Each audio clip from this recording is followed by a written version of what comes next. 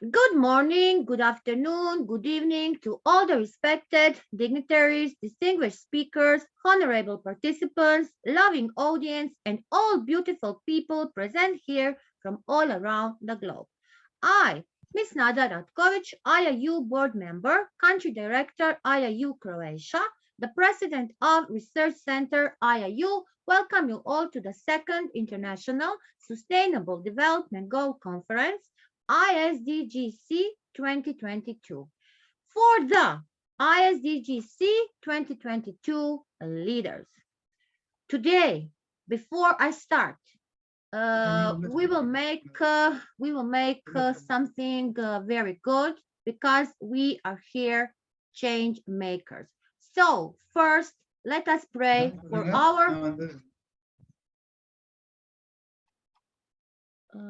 I need to. Dr. Ramesh, please. Please don't talk. Yes. Please, not yet.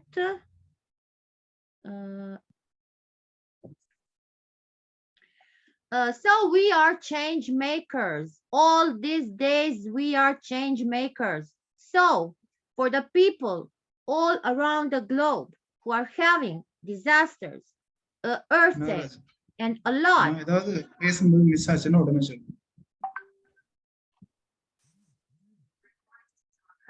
Dr. Ramesh, you need to be, please be muted. I hear you are talking. In the meantime, I'm talking. Please.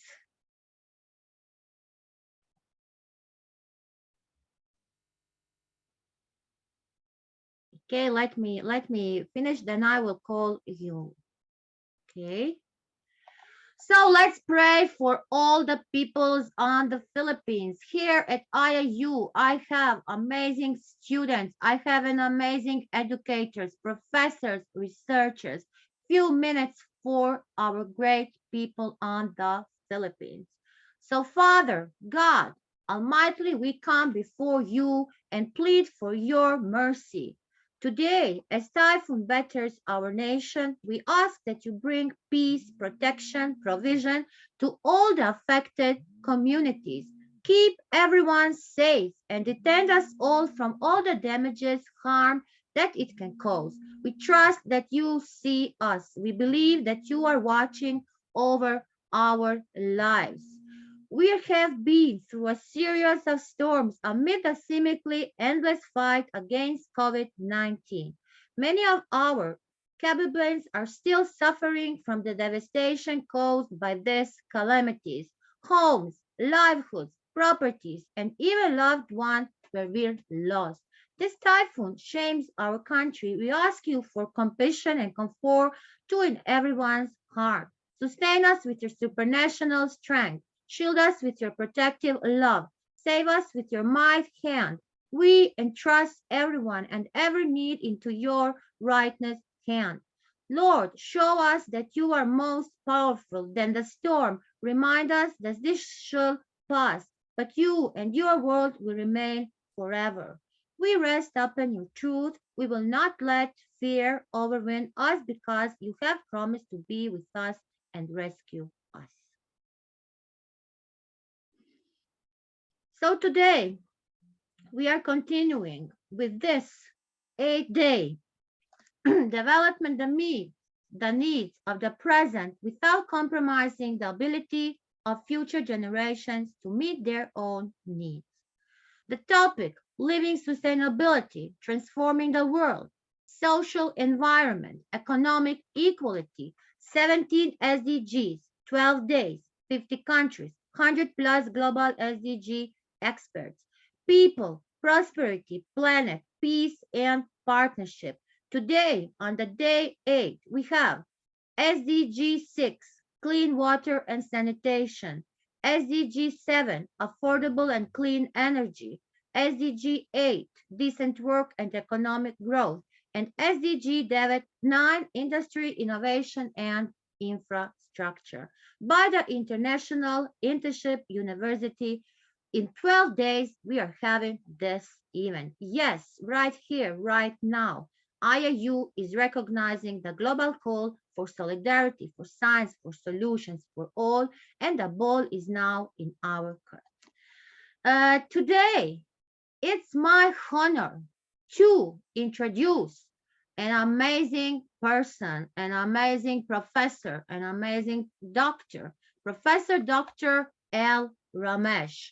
Professor Dr. L. Ramesh is receiving an engineering doctorate at the Yadapur University, the Master of the University and Business Administration, and engineering in the MS in University. His present position as joint registration and he's an educational and research institute of the chairman of the Institution of Engineers India, the Tiruvall local center. His passion of research is to find optimal solutions for United Nations SDG goals towards green environmental action. With this initiative, he was nominated as volunteer member of the MGOS, the High-Level Political Forum, Sustainable Development, United Nations from 2020, 1st May. Today, I can read and I can say a lot about our amazing Professor Dr. L. Ramesh. He is my master of the ceremony. He is today a master of the ceremony and also a speaker. So, welcome, Professor Dr. L. Ramesh. Welcome, ma'am. Very warm welcome.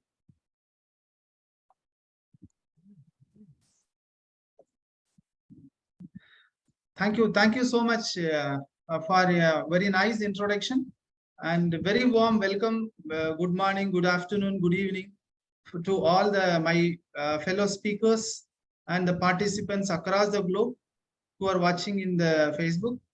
Thank you so much for IIU to connect all the people across the globe and discussion on the SDG goals, which is very, very important. Maybe after the COVID situation, it is very, very important to discuss on the SDG goals and how the people are contributing and what are the things which we need to do collectively. SDG 17 partnership for the goals, collectively we can able to join together to achieve the SDG goals. I am pleased and honored to present our organizers about IIU, International Internship University. IIU is a leading virtual education system and global brand confederation, which is the most valuable and trusted worldwide and well reputed in delivering innovative programs. Globally, it is a trusted name for quality training programs and is committed to providing better and visual education to all the young learners of the globe. IIU is metamorphosing the conventional education system by cutting down the additional cost and providing access to more than 1,000+ courses and internship to their e-learners across the globe with the help of its 1,000+ global educators. In a short span of time, IIU has spread its wing in 195 countries and 6 continents under the strong leadership of its visionary founder, Mr. Piyush Pandit sir, a committed and inspiring social activist, a passionate educationalist from the last 2 decades, providing education to students from various social and cultural backgrounds. IIU has formed its 4 councils, namely Women Entrepreneur Council, International Student Development Council, International Youth Development Council, International Council of Educators. The main objective behind the council is to provide support in every aspect to the students, youth, women entrepreneurs, and educators. IIU is coming every day with new events, educations, projects, and you all are invited to be part of it. Be the change with IIU. Yes, very happy. Welcome all the welcome all the participants. It was very good experience to discuss today with you all about the SDG goals. Today we are planning to have a discussion with global speakers on SDG 6, SDG 7, SDG 8, and SDG 9. So I am going to give the brief on essence on the what is the outcome which we received related to SDG 6, 7, 8, and 9. When you talk about clean water and sanitation, SDG 6, the water-related ecosystems has degraded at an alarming rate over the past 300 years, especially the wetlands. Over 85% of the world's wetland has disappeared. It is a very alarming message for us. More than 733 million people live in countries with high and critical level of water stress. Approximately 3 billion people are unaware of the quality of water they drink as a result of inadequate monitoring system which is provided. In order to meet targets for drinking water, sanitation, and hygiene by 2020, we must accelerate progress fourfold. So this is the little essence of the SDG 6, clean water and sanitation. There is a lot of things, positive movements are there, lot of things, challenging issues also there. When we come to the affordable and clean energy, SDG 7, we all know that there is a very progress in the electrification, but according 733 million people are without electricity now. And with respect to that, the 2.4 billion people use inefficient and polluting cooking system. Again, that is what the message given to us, to work for the innovation, to get the things connected with the people. In contrast, renewable energy mix or renewable energy represents only 17.7% of total final energy consumption, which we need to increase to 75%. There is a very big gap is there. Next, SDG 8, decent work and economic growth. When moving on to this, the global economy is being hampered by the new wave of COVID. We all know rising inflation, disruption in supply chain.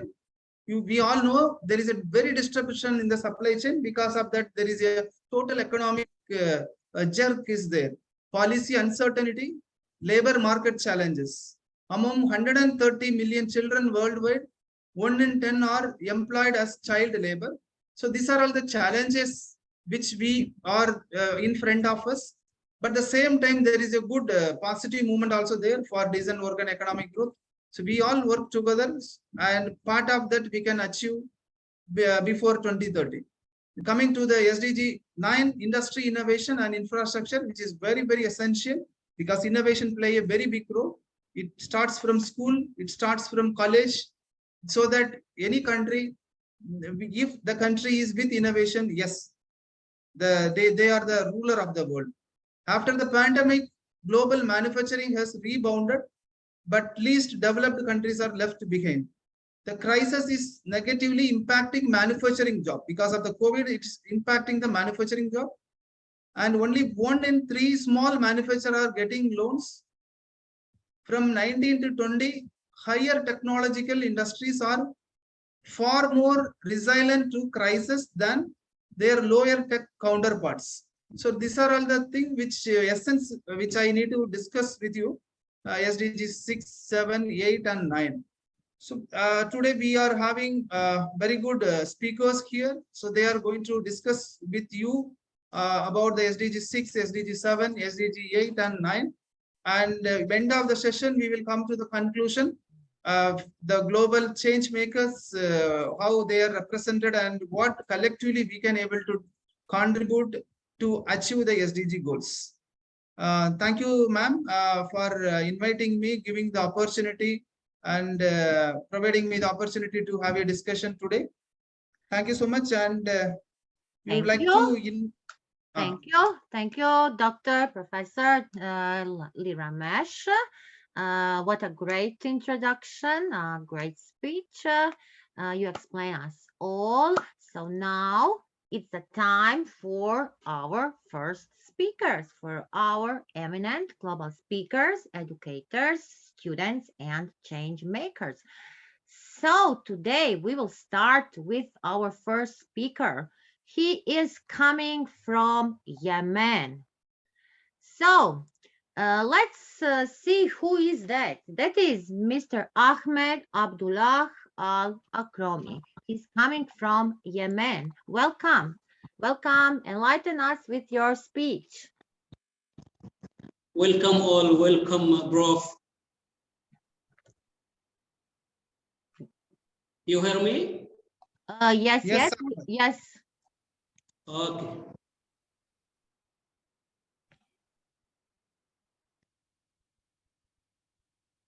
I am Ahmed Al-Arumi from Yemen. I work in environment, water and Environment Protection Authority. Today I'm talking about sustainable development goals, clean water, sanitation, Yemen.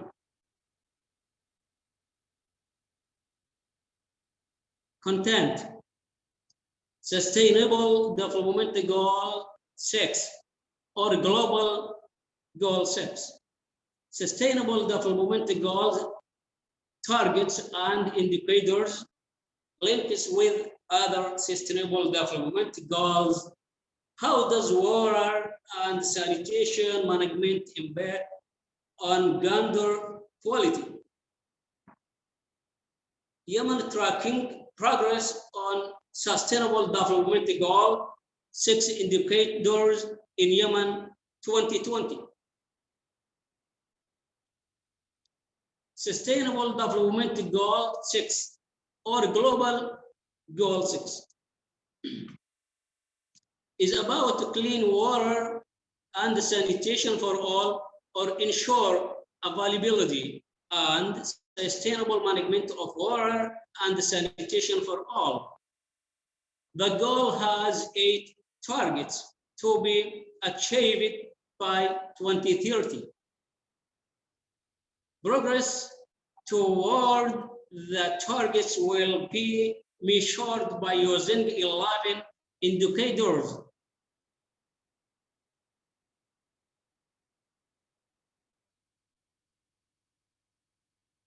Sustainable Development Goal 6.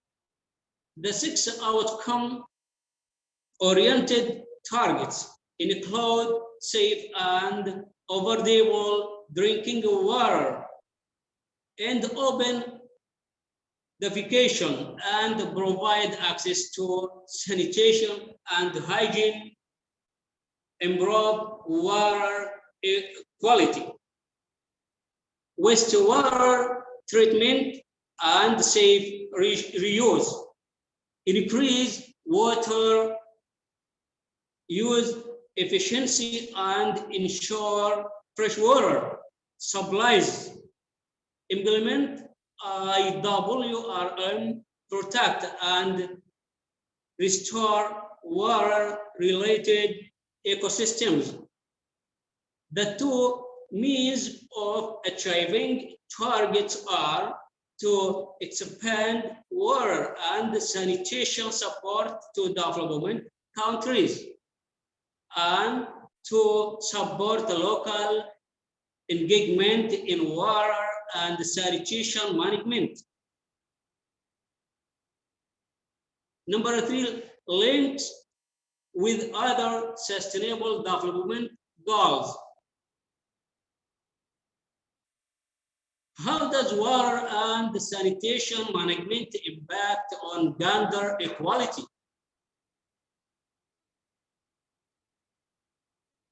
The role of women and girls in water collection,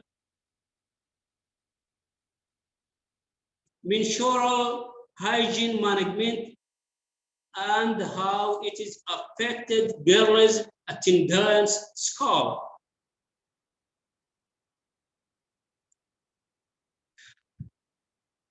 Yemen tracking progress on sustainable development goal indicators in Yemen 2020. Sustainable development goals indicators. Number 1, drinking water of the population in Yemen use a safely managed drinking water service. Sustainable development goal indicator 6.1.1. 22 urban rural, 22 63.5 urban, 79 rural 55. Number 2, drinking sanitation. Number 2, sanitation of the population in Yemen use a safely management sanitation service. Sustainable Development Goals indicators 6.2.18. 2020 59.1, urban 67, rural 43. Number 3, hygiene of the population in Yemen have access to a basic hand washing facility. Sustainable Development Goal indicator 6.2.1p. 2020 50, urban 71, rural 38.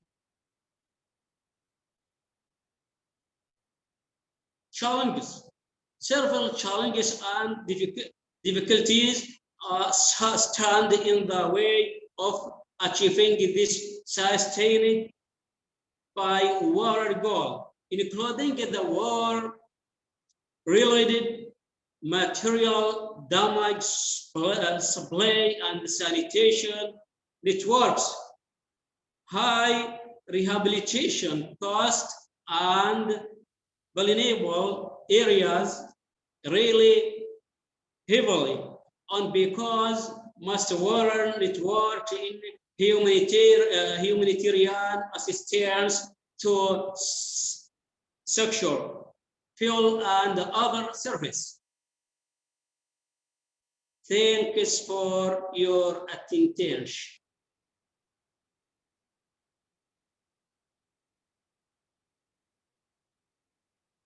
I talking short. No, it is great. Thank you. Thank you. Thank you, Ahmed, for your speech. Dr. El Ramesh, please unmute yourself and give your insights. Yes. Thank you, Ahmed. So you just pointed out the importance of SDG 6 in clean air, water, sanitation. So you already in your part, you have any projects related to that which you are involved in your locations related to the SDG 6, maybe water conservation or quality of air, like that, any kind of small projects which is in practice, Mr. Ahmed? Yeah, I talking about Yemen. Yes. Professor Ahmed, Okay, I said no problem. he's an environment engineer, and in Yemen he's working in this field. So that is why. Yes. Thank you, Ahmed, and we will collectively work to get a very clean water, clean air for our next future. Maybe our next couple of years, we can able to get a very pure air, pure water, and clean sanitation. That is what our objective. Thank you, Ahmed. Yes, big clap for our Ahmed, for the first speaker and for his speech. We need to encourage him, Dr. Ramesh, all our speakers. We need to encourage each moment. Yes. So we are moving forward. We are coming to one great student. She's coming from Georgia. She's ambassador. She's working a lot in the SDGs. She's working a lot for humanity. She is a beautiful daughter of our Iiu Europe head. So, Professor D. Ramesh, please call our next speaker. Yes, very happy to welcome Ambassador Ellen to present your talk on SDG 6. Welcome, Ellen. Welcome, everyone. Warm greetings from Georgia. Ellen, you are so quickly that I even not catch your photo. Thank you very much. And can you see? Yes, yes, yes, we can see it is great. Welcome from Georgia. I'm Anisha Roberts, and I am very happy to be part of you. I will talk about a very important topic on the water and water problem. Water is the most important chemical in the biosphere, which provides vital processes and contributes to the existence of life on Earth. Water is an odorless, translucent, and colorless liquid. 97% of the water on Earth is in the oceans and seas, or salt water. Fresh water on unsalt water is 3%. Only 3. The existence of most living organisms, including human, depends on fresh water, and the lack of water sometimes has a serious impact on both living organisms and the functioning of ecosystem. Clearly, humans have innovated technologies that help us increase access to water. This include wells for groundwater collection, rainwater collection, distillation of freshwater, reclamation from the ocean. And yet, clean, safe drinking water is not always available in many countries and regions of the world. Water from the surface of the ocean and the land constantly evaporates from clouds about concentration. Water in the clouds returns to land or sea in the forms of atmospheric precipitation. Clouds formed above the sea can move towards the ground. When rain falls on the ground, it flows to the surface, enters the soil, drips, and reaches further down, where it becomes groundwater. Upper groundwater sometimes runs into rivers, lakes, and oceans. Plants absorb water from the soil surface and release in it from the leaves through transformation. Other processes involved in water circulation include the melting of water from snow melt and the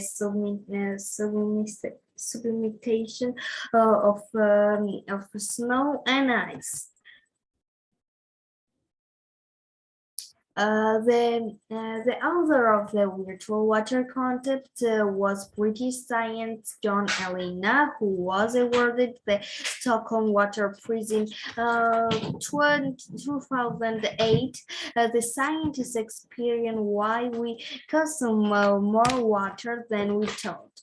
The learned virtual water research to the amount of fresh water that is actually spent to meet our needs. For example, when drinking 1 cup of coffee, we did not consume 100 ml of the water in the form of boiling water, but much more, about 140 liters. This includes the cost of water for processes such as growing coffee beans and harvesting.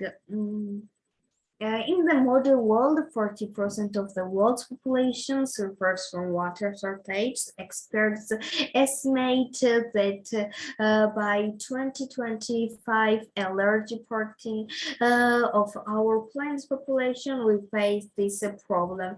At a time when the need for water resources in constantly recurring, and today people consume much more water than 100 of even 20 years ago. According to experts, there are 2 principles of conservation of water resources. It's protection and saving.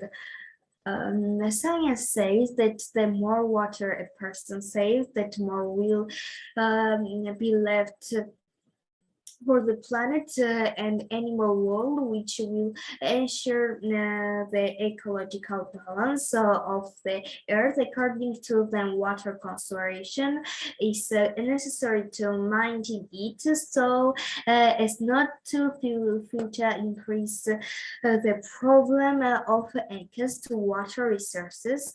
It is with this factor in mind that to provide compliance, international organization or educational instruction try to show the public the existing problem and the need to protect and save water resources.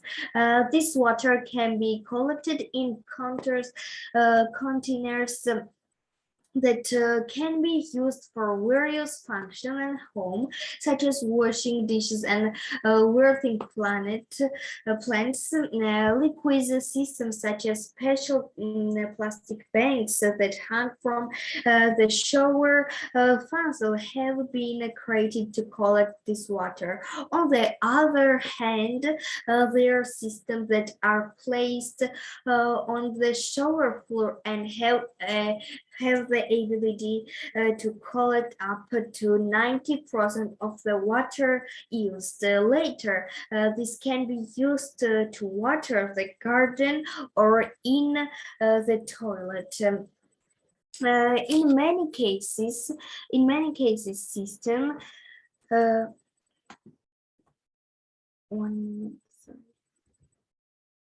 freshwater resources are one of the main riches of Georgia. Georgia occupies an important place among the water-rich countries of the world and among European countries in length behind only Norway, Switzerland, and Austria.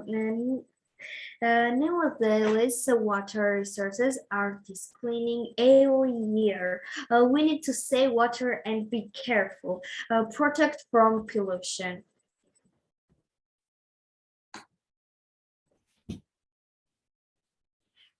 Interesting facts on the water.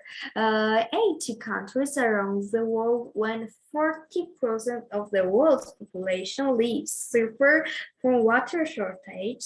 Most of the participation on Earth, almost 66 trillion tons, evaporates into the air. Every year, 103 trillion tons of rain and snow falls on the earth.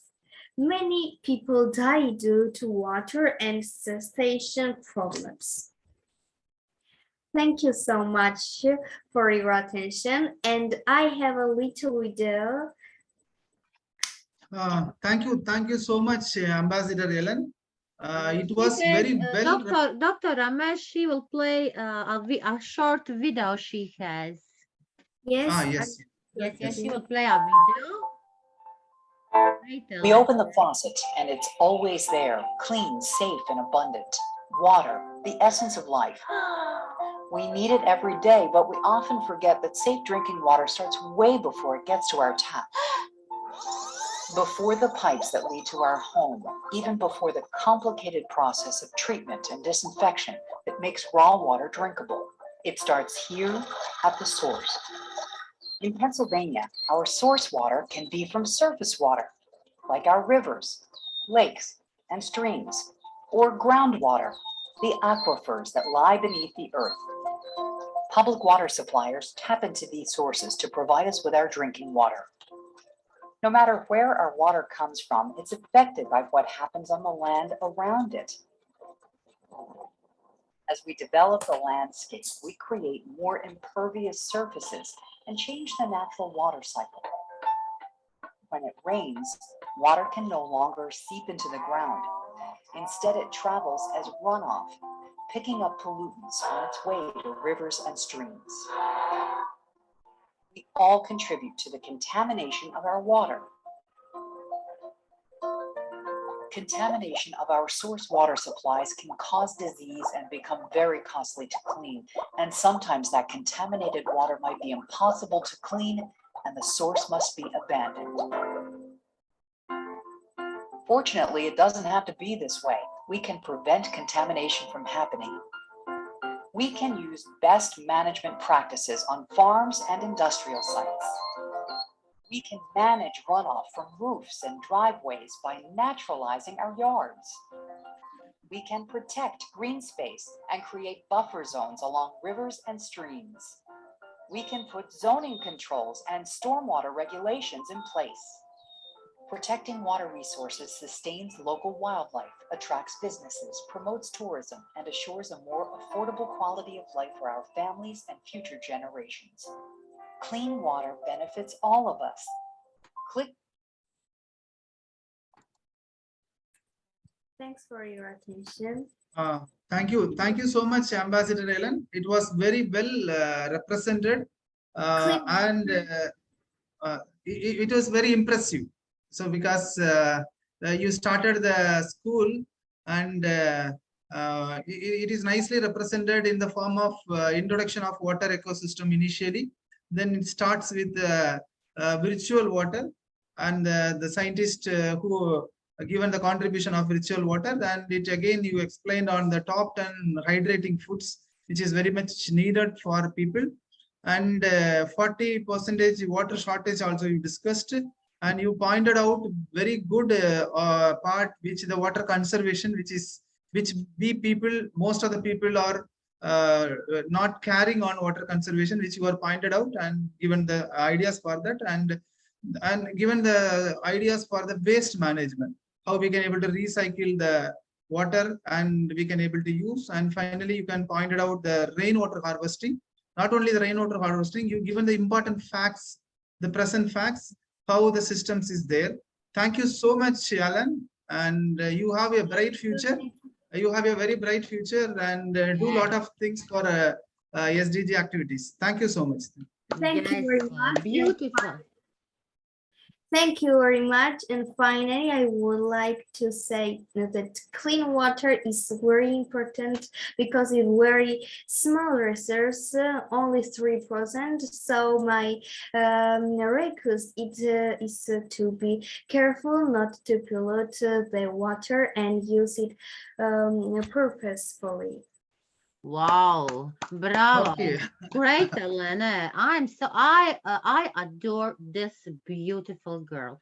I'm monitoring her. I know all her actions. I know all what she's doing. Every her conference, every speech, because our youth is our future. Great, great, Elena. Keep doing great work. We are really proud on you.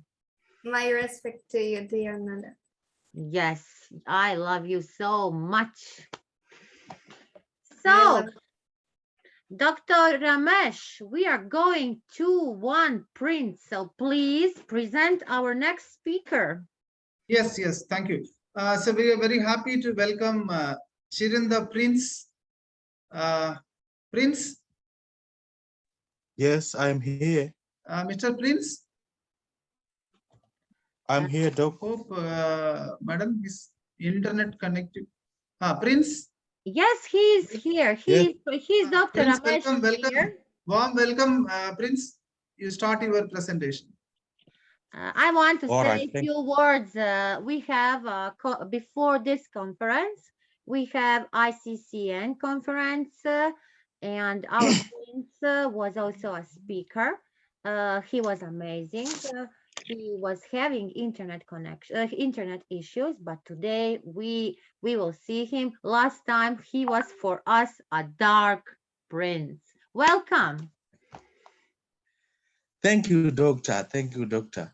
Firstly, I want to thank you for this opportunity to share great knowledge on SDGs, especially on SDG number 7, which is clean energy and affordable energy. So I'll start by defining what is energy. Energy is the power derived from utilization of physical and chemical resources, especially to provide light, heat, and working machines. I'll move on to the goals of the SDGs, Sustainable Development Goals, also known as Global Goals, were adopted by the United Nations in 2015 as a universal core action to nature, universal core action to end poverty, to protect the planet, to ensure that by 2030, all people enjoy peace and prosperity.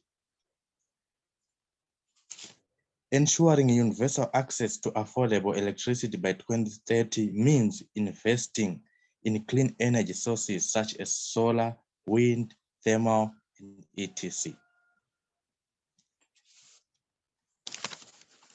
Right. I'll move on to types of clean energy. The types of clean energy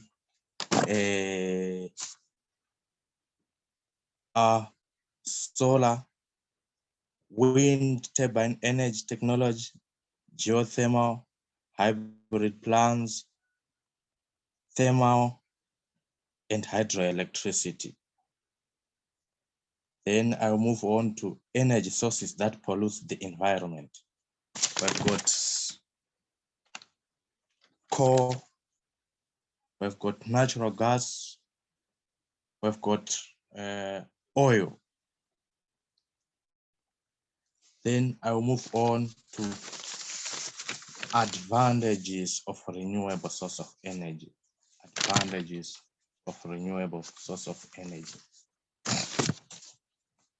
Right.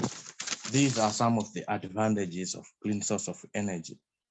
They are clean, safe, and efficient, which means carbon emissions is 0 or less. Another advantage is that clean air and water may be obtained. They are also a cheaper form of electricity. Besides that, they are reliable and resilient. Environmental problems directly related to energy production and consumption.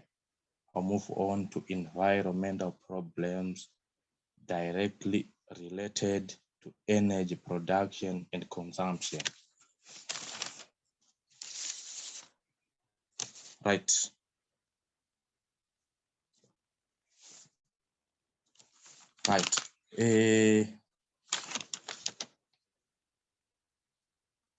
We have got climate change,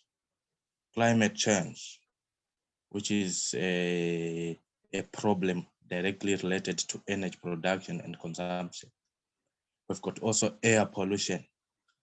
Apart from that, we've got also solid and waste disposal. We've got also water pollution.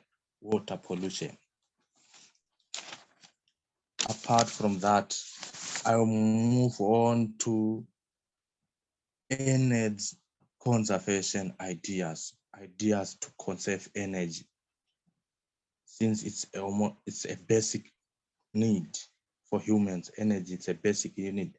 So these are some of the ways to conserve it. Turn your electrical gadgets off if they are not being used. Use smart power strips. Use energy efficiently. Clean or replace air filters, and etc. Right. I will conclude this topic by, as the global population is increasing, it results in increased energy.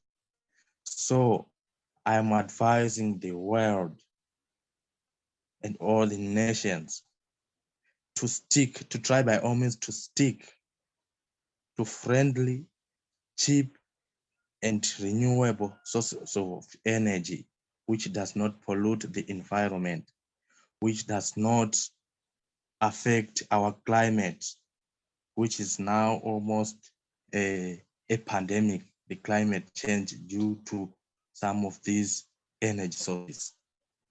Thank you. Thank you. Thank you so much, Prince. So you pointed out the importance of energy and the types of clean energy, advantages, and what are the futures for the renewable energy, and touched little points on climate change, which is very, very important because which we are moving on towards with a lot of climate change. Maybe in Chennai here, now it is a good rain here, but it is an unexpected rain. So this is what is happening now, but it is good. The rain is there. And you're talking about the energy conservation, and you suggested to use people go for renewable energy. Now, you nicely pointed out, but my question to you, what any kind of projects which you are involved related to energy conservation or energy efficiency, or you already contribution and in your country, or you connected with your organizations? Prince?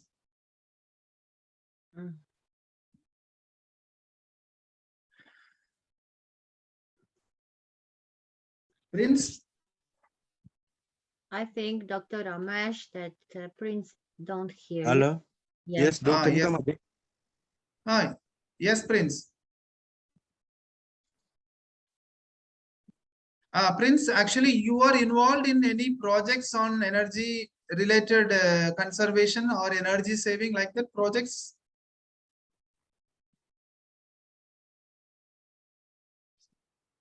Hello? He did. Prince, Okay. Prince, Dr. Ramesh is asking you, do you work in your country now on any project on this SDG? Yeah. I work on part-times, especially at hydroelectrical power. Oh, great. Yes. Great. So, see, one of the best thing, hydroelectric power, which you are working, because the hydroelectric power will give you the best peak energy management, because I am pure electrical engineer. So the peak energy management to be resolved by using that hydropower only. We have different hydropower, pumped electric storage hydropower, like that. So which you are working, nice, happy, Prince. Thank you so much, Prince, for your contribution in providing your ideas, suggestions in our second conference, SDG conference. Thank you so much. Thank you so much, Doc. Thank you. I really do appreciate your effort, your support. Thank you so much. Thank you so much, and thank you so much. And we are very happy to welcome our next speaker, Saina Arzoni. Very happy welcome, ma'am. So I request you to give your presentation on SDG 7 and what is your contribution in SDG 7, so that it will be helpful for the people across the globe to know what kind of activities which you are involved, and you can give some more suggestions also. Thank you, ma'am. Dr. Ramesh, you will hear now what is the meaning of a student. Our Zainab is coming from Lebanon. She is a so great student. So each one today will hear what our great Zainab is having to say. Welcome, Zainab. Thank you so much, Ms. Mada and Mr. Ramesh, for this amazing welcome. Could you see my screen? Not a full screen, if you can put it. Okay.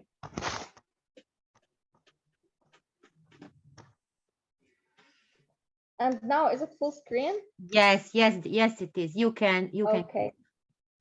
So, hello everyone. I'm Zainab Arzoune, a 17-year-old Lebanese student joining Shur Public High School. And today I'll be shedding the light on SDG 7, which is affordable and clean energy. So before we start, we have to know that everything generating an action needs energy. Cars need a source of energy to move, which is fuel or gas. Our homes need electricity to light. Spaceships and factories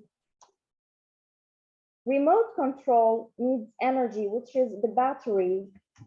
And you know what? Our phones needs energy. So our phones are supplied with batteries that are chargeable. So they need energy to be working. So the first discoveries for human to produce energy were coal, fossil fuels, natural gas, and other components of petrol. By burning fossil fuels and coal, they didn't just generate energy, they generated pollution, global warming, and climate change. And now the modern people are looking for affordable and clean resources. So whenever you think about clean energy, renewable resources is the first thing that comes to your mind. So what's renewable energy? Renewable resources comes from the resources that can be renewed. For example, water, sun, wind. So do you think that water would nowadays like vanish? Of course no, because more than half of our world is consisted of water. So the first affordable and clean energy resource is solar panels. So solar electric panel is an assembly of photovoltaic cells mounted in a framework for generating energy. They use sunlight as a source of energy to generate direct current electricity. For instance, the average cost of a solar system in Lebanon is $3 per watt. So if you wanted to light your whole house, you need between around $4,000 to $10,000, which is considered affordable. And as you know that nowadays, Lebanon is facing an economic catastrophe. So it's been more than 30 days. We're here with no electricity at all. So now all Lebanese people are relying on solar panels, as we have a Mediterranean climate, and we had a summer, so we have sun. So yeah, it's being really affordable and really beneficial for us. And I believe that Lebanon will turn really quickly into an eco-friendly country. Next, we do have the windmills. So a windmill is a structure that converts wind power to rotational energy by means of vanes called blades. So basically, it takes around 15 to 20 years for a windmill turbine to pay for itself. You might think that it may be not like that affordable, but of course, it depends on the production of a given company. So if a company has a really high production, so this windmill will be really more affordable for it. And here's how the windmill works. You see the computer system controls direction of the blades, and you see here there's the cable that carries electricity to transmission lines, and thus to transmit electricity to homes and maybe to companies and factories.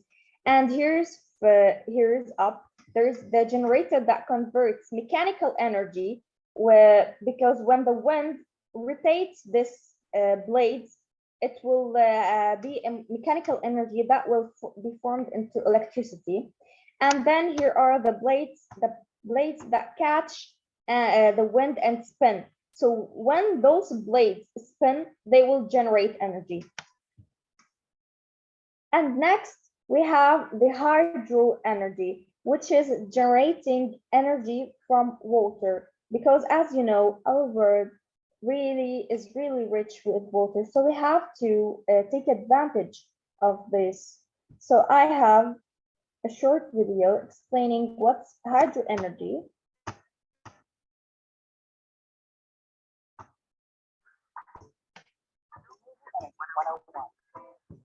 Water covers 71% of the Earth's surface and is vital to our daily lives. It can also be a clean, renewable, reliable source of electricity. Hydroelectric energy comes from capturing the force of moving water that's in our Earth's rivers and oceans. We do this by using the movement of the water to spin hydraulic turbines. That generates kinetic energy, which is converted to electricity through a generator, and then sent to the power grid. Most hydropower is generated from dams built on rivers and streams, often where there's a drop in elevation, so gravity can help us out. Dams block the water's natural flow and force it through a large pipe with the turbine and generator before releasing it back into the stream on the other side of the dam. Today, we know that dams, most of which were built before the 1960s here in the US, can disrupt river ecosystems. There have been many new hydro plants built in the US in a few decades, but some existing dams are beginning to be tapped for their electricity generating potential, and existing hydro facilities are being upgraded to be less harmful to plants, fish, and wildlife. This helps us get the electricity we need while protecting the natural environment around us. Now that's a win-win. Okay, so the hydro energy is really effective and it's really affordable as water is for free and it's really filling the world. Next, we do have the geothermal energy, and I do have another video for you about this in order to understand more.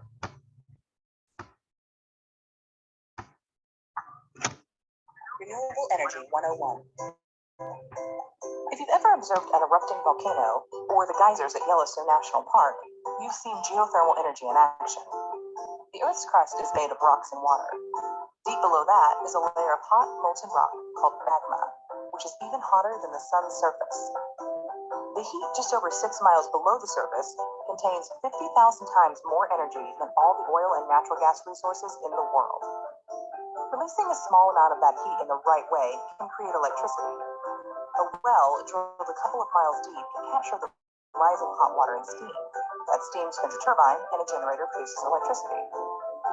Geothermal is one of the least explored sources of renewable energy in the US, and most of us probably don't spend much time thinking about it. But since it's a pollution-free, renewable source of energy that's consistently reliable, at least it has been for the past 4.5 billion years, maybe we should. And you may think that that geothermal energy is expensive, but actually it's affordable and it's also cheaper than the conventional energy, with savings as much as 80% compared with fossil fuels. And it's renewable, it's pollution, it doesn't pollute the earth, and it's eco-friendly. For example, it costs around 0.04 USD dollars per kilowatt. So it's cheaper than the solar panels. Thank you so much. I really appreciate that you gave me the opportunity today to be discussing this really important SDG. Thank you so much. Thank you, Saina, for your start presentation on why it is very need to stop fossil fuels, because another couple of years only it is there, or maybe 100 to 120 years it is available. So we need to take very serious action, which you pointed out, and you discussed on the solar panel and windmill, how it works, and according to the present research, the solar panel, the 42% is the theoretical efficiency, and the practical efficiency is only 22%. So according to SDG goal 7, affordable and clean energy, maybe within another, there is a lot of research, nano research is going on. Maybe another couple of years, 5 years, or so within 6 or 7 years, there is a possible 60 to 70% efficiency theoretically, and it is 30 to 40% efficiency in the practical. That day it will be the affordable for solar. I hope we all will work together to achieve that affordable and clean energy. And my question to you is, what motive, because we have 17 goals. So what motivated you to take SDG 7 for this session? I like your question. So actually, I've been working on SDG 13, which is climate change, and I had my own initiative on it, which is climate change. But I thought I need to change, and I found that affordable and clean energy would combat climate change. So there is a link between them. So this really motivated me to be here today in this session. Thank you. Thank you so much. Thank you, Saina. Zainab, yes, I need also to say a few words about our amazing Zainab. She show us today this SDG 7 explain what is necessary, what we need to do, and also the connection between SDG 13. Zainab, do you have maybe now here the photos what you are doing to prevent climate action, please? Because our Zainab has so many actions. If you have, you know which photo I want, where you are making the foresting, the forests, the actions, and what you are Oh, doing yeah. in your country. Amazing. Please, please Yeah. show our I audience. don't have them on the laptop, but I'm gonna show you here on the phone. Just Okay, a minute. listen, Zainab. Maybe after our next speaker, if you can prepare few photos, we would Yeah. like to see. Thank you, because our Zainab is really amazing. She's coming from Lebanon, and also she has a few colleagues who are unstoppable. I can say unstoppable. And Thank you so Zainab, much. today also I have a surprise for you because we have here a great personality. He's catching the youth. He's catching the youth for a big, big innovation, exhibition, and competition. So be with us till the end of the session. If Okay, you sure. can, and you will meet a person, and you will be connected with him because I know that you are a great potential, and he needs students like you. Thank you. Thank you so much. Now, after our great Zainab, the time is for our master of ceremony. He will give and enlighten us with his speech. So welcome, Professor Dr. El Ramesh. Let's hear what an expert can say about this. Thank you so much, ma'am, Professor. It was very nice meeting all here, and I'm going to give you the presentation on SDG 7, affordable and clean energy. My presentation have two parts. One, we can talk about SDG 7, what are the target, what are the indicators, and what is the present scenario, how the SDG 7 present scenario.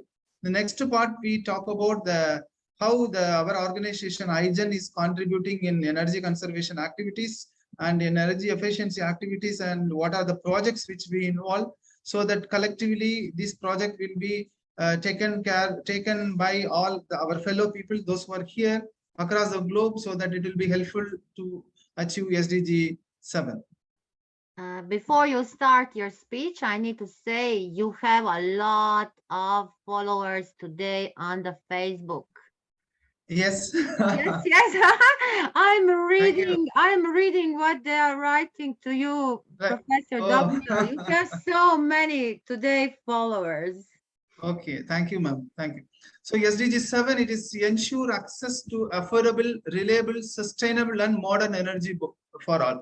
So it is very, very clearly defined.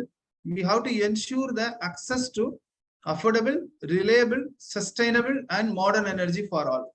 It means in the future, each home, each industry, each home to be operated individually with self-sustainable renewable energy. That is what in the future it is going to come. Both AC and DC connected microgrids are there, which is going to come in the picture, so that in the future we don't want to depend on the electricity board. That is going to come. So we have the target and indicators. So the SDG 7, we have 3, 4, 5 targets are there, because there is a target and indicators will be there. Initially, the indicators to be achieved. If you achieve the indicator, we can achieve the target. If you achieve the target, we can achieve the goal. So this is the idea. So the first one is that by 2030, ensure universal access to affordable, reliable, and modern energy service. 2030, increase the sustainability share of renewable energy in the global mix. So this is very important point. Increase the share of sustainable renewable energy. Presently, it is around 20 to 22%, the global energy mix. That global energy mix, which people are expecting to increase to 75% in 2030. By 2030, it has to be the double the global rate of improvement in energy efficiency. Next, 2030, the investment to be promote the investment and infrastructure development to be there for achievements of the goals. These goals are achieved with respect to the 7 indicators. Let us find out the proportion of population with access to the electricity. We call it as electricity intensity with respect to the area. People, those who are with respect to the area, we calculate the electricity intensity. Based on that, the energy related GDP also there, and the investments in clean energy. There is the whole globe presently looking for the global investment, and happily lot of industries are giving the investment in the renewable energy. Maybe we can talk about the floated wind turbine, we can talk about the nano cell based solar, we can talk about the window based solar. There is a lot of innovations are there coming into the market to achieve this SDG 7 goal. So this is actually the progress of goal, the latest 2022. We have 7.1 proportion of population with respect to access. The status is only 733 million people without electricity. That is good, very good for us, because it is 2010, it is 1.2 billion. Now it is reduced to 733 million. Maybe another 6 or 7 years, we can reach to 0. And again, 7.1.2 proportion of population with primary reliance of clean fuel. People are using now the clean fuel for cooking. It is in 2010, it is 3 billion people without access to clean cooking. Now it is drastically 2.5 billion, not drastically reduced, but even people are using the without access to clean cooking. That we need to seriously work on that. There is a lot of innovations on there.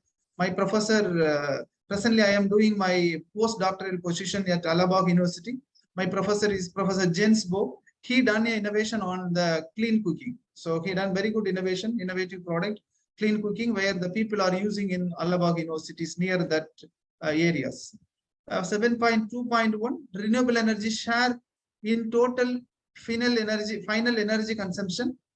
Again, from 2010 to last year, 16 to 17, it may be 1 to 2% only global energy mix share increase is there. That is, here we have the challenge is there, because our expectation in 2030 is 17.7% to increase to 75%. If it is reached to 75%, yes, that day we will be accessing the clean energy. But hope it will be possible, because the whole, all the globe, across the globe, all the countries are taking very serious action on implementing the renewable energy. And when we are going for implementing in the renewable energy, there is a crux is there. What is the crux is there? Because the cost which is involved for 1 kilowatt of solar panel, presently it is in Indian money for 60,000 to 70,000, 80,000. It is there. It is a good solar panel.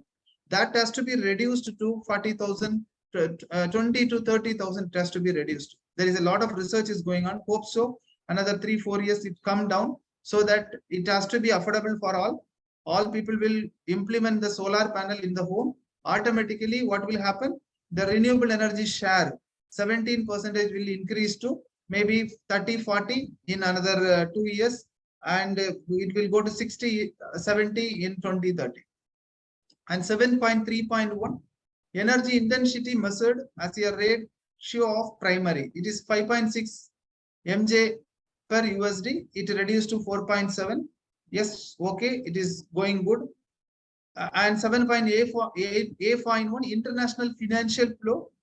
It reduced. The financial flow is reduced. Here it is it is not a good indicator. Normally the financial flow has to be increased, so that only we can able to, the investment is there. But maybe with respect to the COVID, the result is like this. Now it is getting ready. Maybe another couple of months, couple of years, the investment will be there. So whenever there is a good investment only, we can able to contribute more. That is what the thing. So these are all the indicators which shows that there is a positive sign in SDG 7. There is no doubt there is a positively SDG 7 is going on, but we all has to do our contribution collectively, so that 100% we can able to achieve in 2030. how this energy conservation and SDG 7 goals are connected. So we all know that this is an energy pyramid. So this energy pyramid, we have renewable energy, energy efficiency, energy conservation. This is the triangle, we call it as the, all electrical engineer must know this triangle, energy triangle.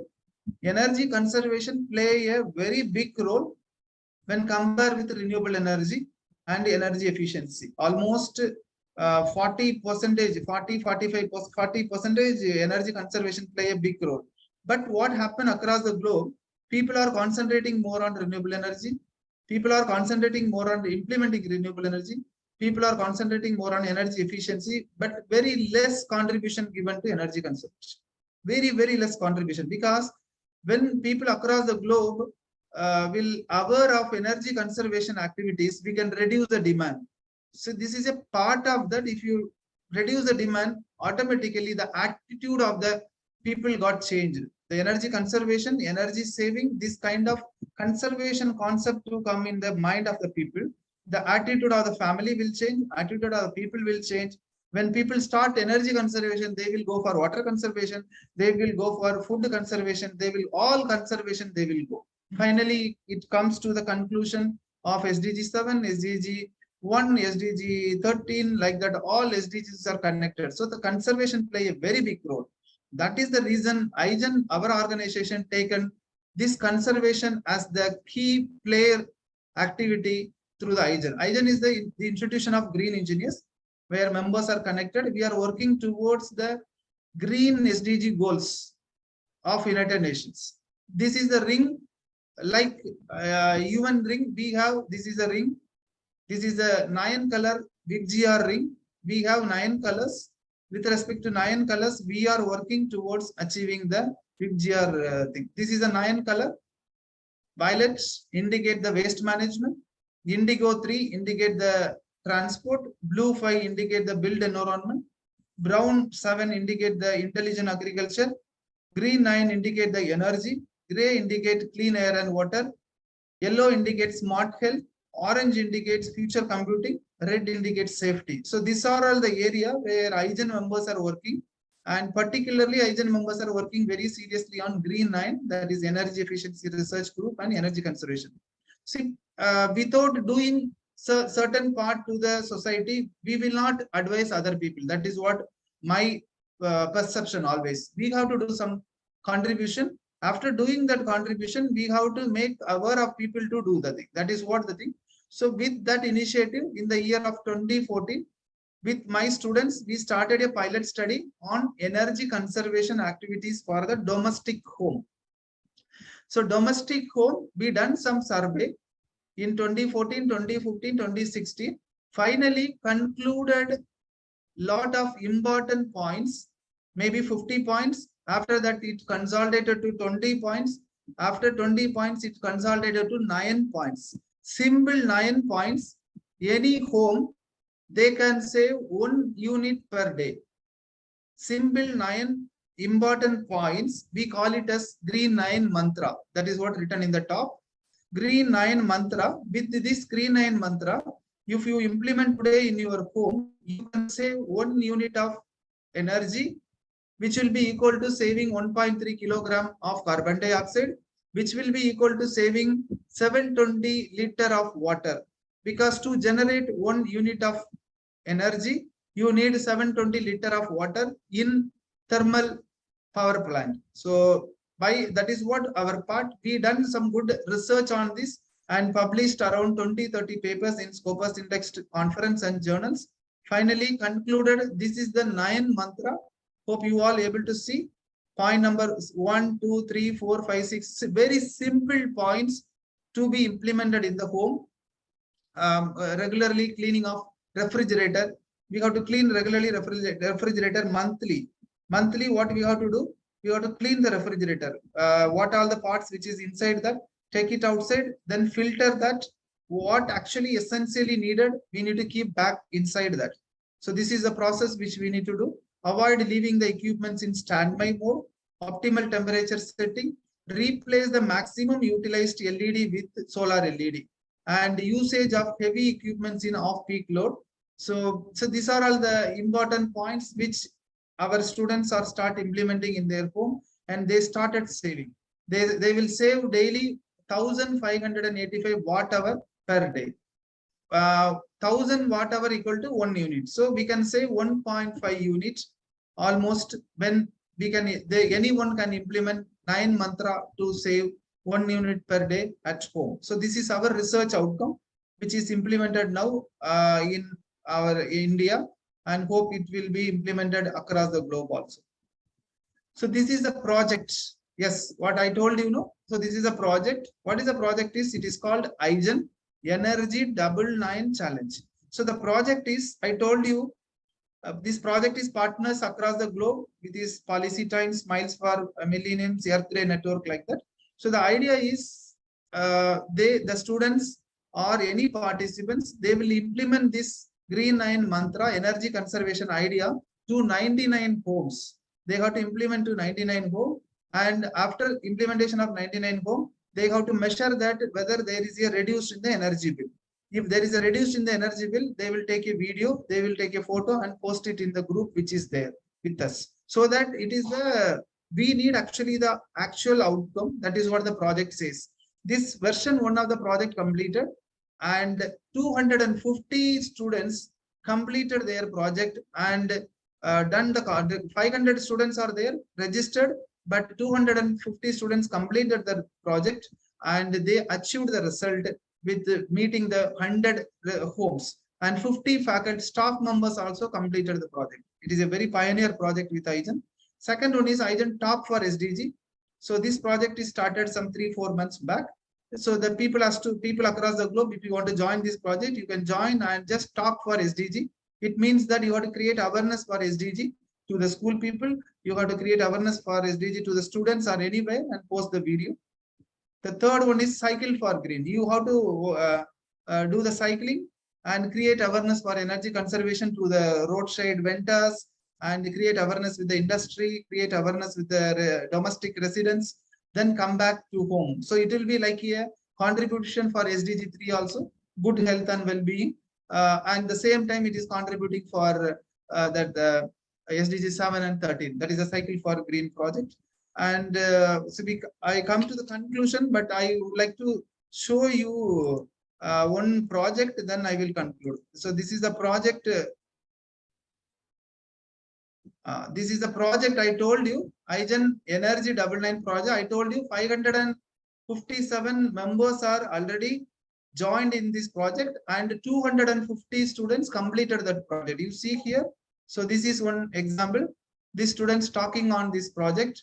And this is another student. So this is what the project will be. They will go to the home and talk with the people on how they can able to implement this 9 mantra and save 1 unit per day. This is the first part. The second, like this, they will go to 99 home and post the photos here. And after posting the photos, they will give 1 month time. After 1 month, these people will go again to the same home, and they will ask whether you implemented our ideas or not. So like this. So like this, they implemented. If it is implemented, they will tell like this in the video. Yes, we implemented. Now we are saving some 10 units, saving some 100 rupees, 200 rupees, like that. And we will give the project completion certificate in the group like this. Once they completed the project, they will receive the project completion certificate. So this is another college. Totally some 15 colleges are participated in our project, and very happy. I request the members, those who are participating across the globe, and the speakers who are there, you can take this project to your country, to your institutions, so that it will helpful for all the people across the globe. So this is what which I would like to share today.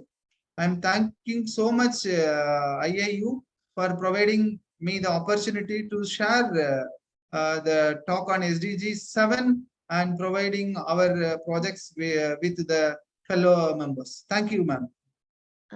Thank you.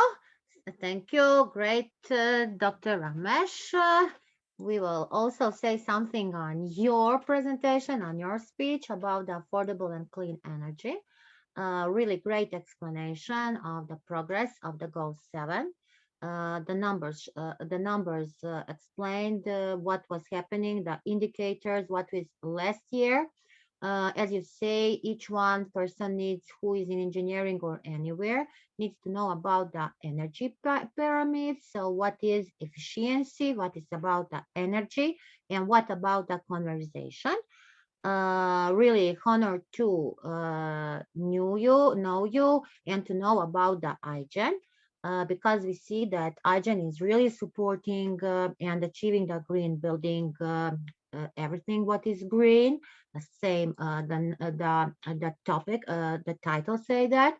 And what is for me fascinating from your presentation, the colors of the YBB, like you said, maybe I didn't remember correct, but I like the violet, indigo, blues, gray. So each one color has the task, what it is doing. So I like the red color, that is for the safety and for the old standards. Research, great research you are doing with the students, and you are working on that, energy conservation research. You know, these days so many professors, researchers were being here. I get so many new ideas, but I don't have time. I don't have time to realize all that my ideas. And this club and this Green Nine, this is really amazing. Like your project, see on the Facebook. Hope that more students will join, more people from around the world, because this is really a future. As you said, you are supported by the Policy Times. Policy Times is doing great. We are also with them. We are doing so many project with the Policy Time. And I like this cycle green, this cycling with the bikes, and really amazing. So as I said, no, I don't have a lot of time because I work a lot, and so many new ideas, but I notice them. And also we have a recording after each one session. So I will not forget that. Now from you, please, I want to call one student, because she needs to go to the hospital, and already we are along here. So it is an amazing student. She is coming from Croatia. She is a young student, but a very great student. She's an economic, not only interest in economic. She is a musician. She's playing piano. She's dancing. She's writing. So many interests. So welcome there, Anna Chovo. Please tell us a few words about you. Hello everyone, I'm Anna Chovo, and today I'm going to Anna give you... Chovo, pomakni se malo u sredinu da te mogu uslikati. Ajde, lipo mi stane. Hello everyone, I'm Anna Chovo, and today I'm going to give you a presentation, Decent Work and Economic Growth. So now I will refer you to the topic. The goal is to promote inclusive and sustainable economic growth, employment, and decent work for all. Therefore, we want sustainable and development to be promoted, and everyone to have a job of dignified work. Almost half of the world's population lives on about $2 a day. It is very sad, but we are aware that there is a lot of poverty in the world, and having a job in many parts of the world doesn't guarantee and the possibility of escaping poverty. Dakle, Ana, ja nisam podijelila prezentaciju, ti si se već napričala. So, okay, dear Anna, will I share your presentation? Do you want me to share? Okay. Sad sam na trećem slajdu. Dobro, vraćamo se na prvi. Ok. Samo mi kaži, jel se vidi ovaj dobro? Sad kad ja upalim, da jel se vidi? Jel se vidi? Samo stavte preko cijelog zaslona. Da. Jel u redu? Je. Okay, so please, Anna, you, oh, what I, jesam izašla iz ovoga? Jeste. Treba preko cijelog ekrana. Okay, okay, great. So please, Anna, continue. Okay, Hoću opet ja. tako, iz početka. So now I will refer you to the topic. Sad drugi slajd. Moram uslikat ovo. Okay. The goal is to promote inclusive and sustainable economic growth, employment, and decent work for all. Therefore, we want sustainable development to be promoted and everyone to have a job and dignified work. Almost half of the world's population lives on about $2 a day. It is very sad, but we are aware that there is a lot of poverty in the world. Having a job in many parts of the world doesn't guarantee the possibility of escape poverty. Dakle, sustainable economic growth requires the creation of social conditionally that enable people to have a quality jobs that will stimulate the economic without harming the environment. Therefore, people should be provided with quality work for the sake of the future. And on the sub-goals, the activity assigned level in economic productivity through diversification, technological improvements and innovations, includes focusing on labor-intensive and highly profitable sector. As you can see, we have a lot of sub-goals for our topic. And 5. Goal 8 is paragraph K, most important and most extensive goal to sustainable development are of 17 and one of the most difficult to implement. I agree with that fact because human work is a very important. 7.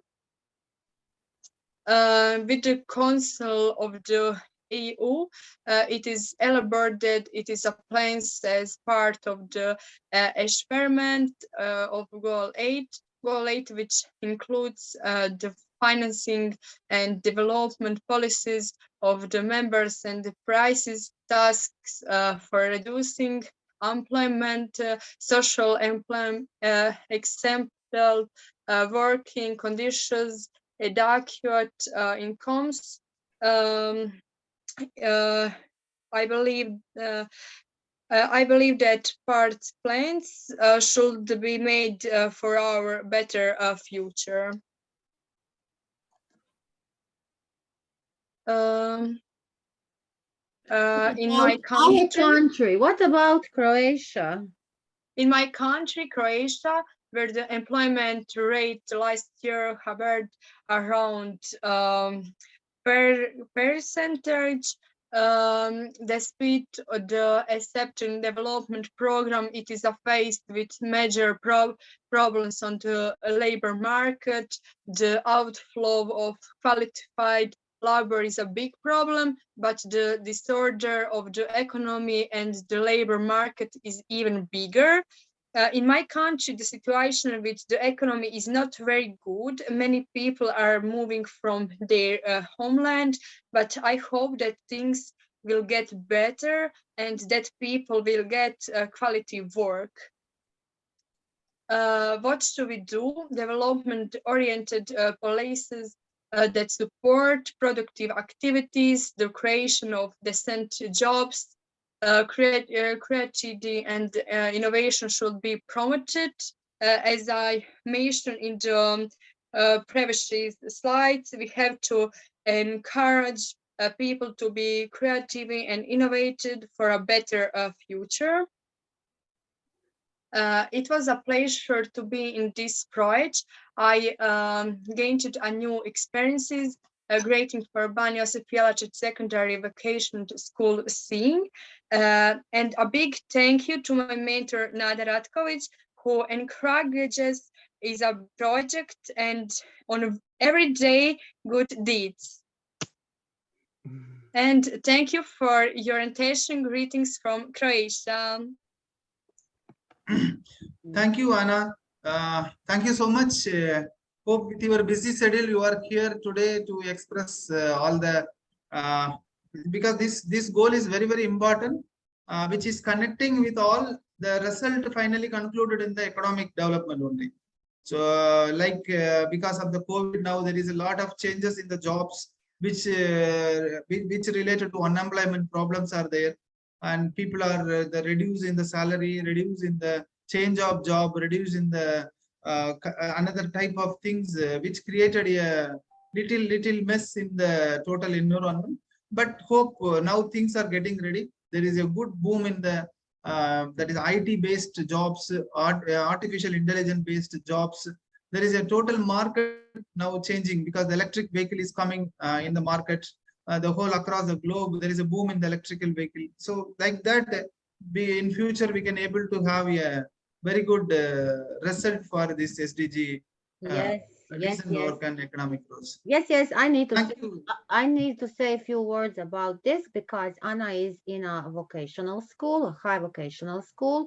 So she is studying for getting great new skills because we know that today the vocational school is very necessary and getting new knowledge and skills for the labor market is very important. She has one subject called Consumer Business Responsibility, CBS, and in that subject they are learning and doing projects about in all SDGs because 80% of the lectures are about the sustainable development and about the SDGs. So that is great. That is great because they have a big knowledge about that. They are in so many projects in Europe. We have e-twinning projects, we have Erasmus projects, and I really can say she is very young, but she's working hard like her colleagues, and so proud on my students, each one. They are all motivated, they are all inspired, and nothing is hard for them to do. So I always come in my classroom. So I'm working in a high school and on the university. When I come in my classroom, I'm coming with a smile. Anna, am I right? Unmute yourself. Am I talking the truth?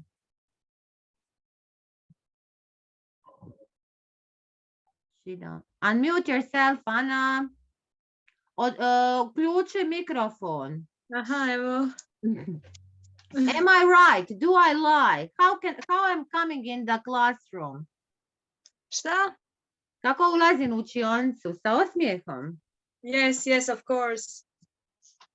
Of course. Okay. Thank you. So very happy. Thank you, Anna, and you are involved in the projects also. So thank you so much. In future, you can able to do a good contribution for all the SDG goals. Thank you, and we are very happy to welcome now Professor Dr. Suraya Bano. Very warm welcome, ma'am. So I request you to give your presentation on SDG 7. Professor Welcome, Dr. Suraya Bano is a great professor. She is very active. She is very active in all fields. She is an economic professor, but for humanity, for SDGs, for anything. Professor Dr. Surabaya Bano is a multidisciplinary person. Thank you, ma'am. Thank you, sir. This is Professor Dr. Suraya Bano. I am working as an assistant professor in computer science since last 30 years and also Global Peace Brand Ambassador. Today, the topic is SDG 7, Affordable and Clean Energy. As Antonio Guterres, Secretary General United Nations said, now it's time to stop burning our planet and start investing in abundant renewable energy all around us. Fossil fuels are the cause of the climate crisis. Renewable energy is the answer to limiting climate disruptions and boosting energy security. The United Nations chief outlined four priorities for a sustainable energy future, cutting in half the number of people without access to electricity by 2025, rapidly shifting to clean energy sources, achieve universal energy access by 2030, and ensure that no one is left behind in the race to a net zero future. The main targets of SDG 7 on energy are its three core targets are the foundation for our work and share universal access to affordable, reliable and modern energy services, increase substantially the share of renewable energy in the global energy mix, double the global rate of improvement in energy efficiency. Affordable and clean energy is important for sustainable development because focusing on universal access to energy, increased energy efficiency, and the increased use of renewable energy through new economic and job opportunities is crucial to creating more sustainable and inclusive communities and resilience to environmental issues like climate change. In the words of Tom Allen, energy conservation is the foundation of energy independence. Then how can we achieve SDG 7? It is the question.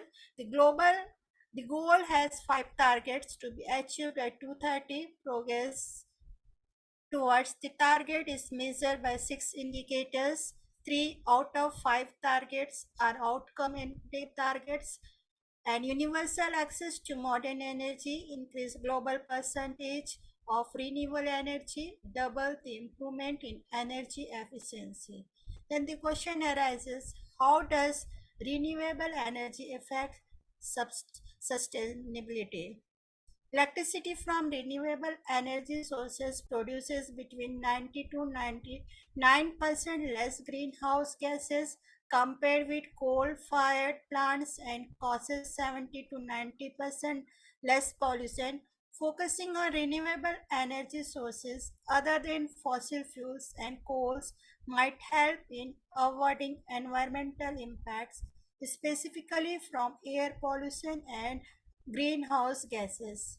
The main advantages of renewable energy sources are inaccessibility and an impact on environment. The main disadvantages of renewable energy sources are low energy density and the technology in development. Now I want to focus on the benefit of renewable energy use, less global warming, improved public health, inexhaustibility energy, reliability and resilience, clean, safe and efficient, provides job for our local community, stable cost, safe and make money. In the words of David Suzuki, some solutions are relatively simple and would provide economic benefits. Implementing measures to conserve energy, putting a price on carbon through taxes and cap and trade, and shifting from fossil fuels to clean and renewable energy sources. Then the question arises, why renewable energy is called clean energy? The renewable energy is made from resources that nature will replace, like wind, water, and sunshine. The renewable energy is called clean energy or green power because it doesn't pollute the air or the water. The most popular renewable energy sources are solar energy, wind energy, hydro energy, tidal energy, geothermal energy, biomass energy. In the words of John Garamendi, clean energy is good for the environment, good for national security, and good for thousands of Americans who desire a rewarding career. The clean energy is energy that is produced through methods that do not release greenhouse gases or any other pollutants. Clean energy can be generated from renewable sources like solar and air currents. It is important to note that the terms renewable energy and clean energy are not interchangeable. The power generation from many types of renewable are 100% efficiency in international energy statistics, while fossil power plants achieve only 25 to 80% efficiency.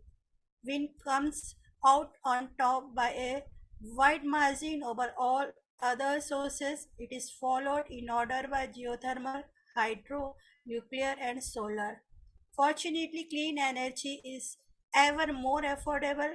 In fact, it's now cheaper to build a new solar or wind project than to continue operating most of the existing coal-fired power plants in United States.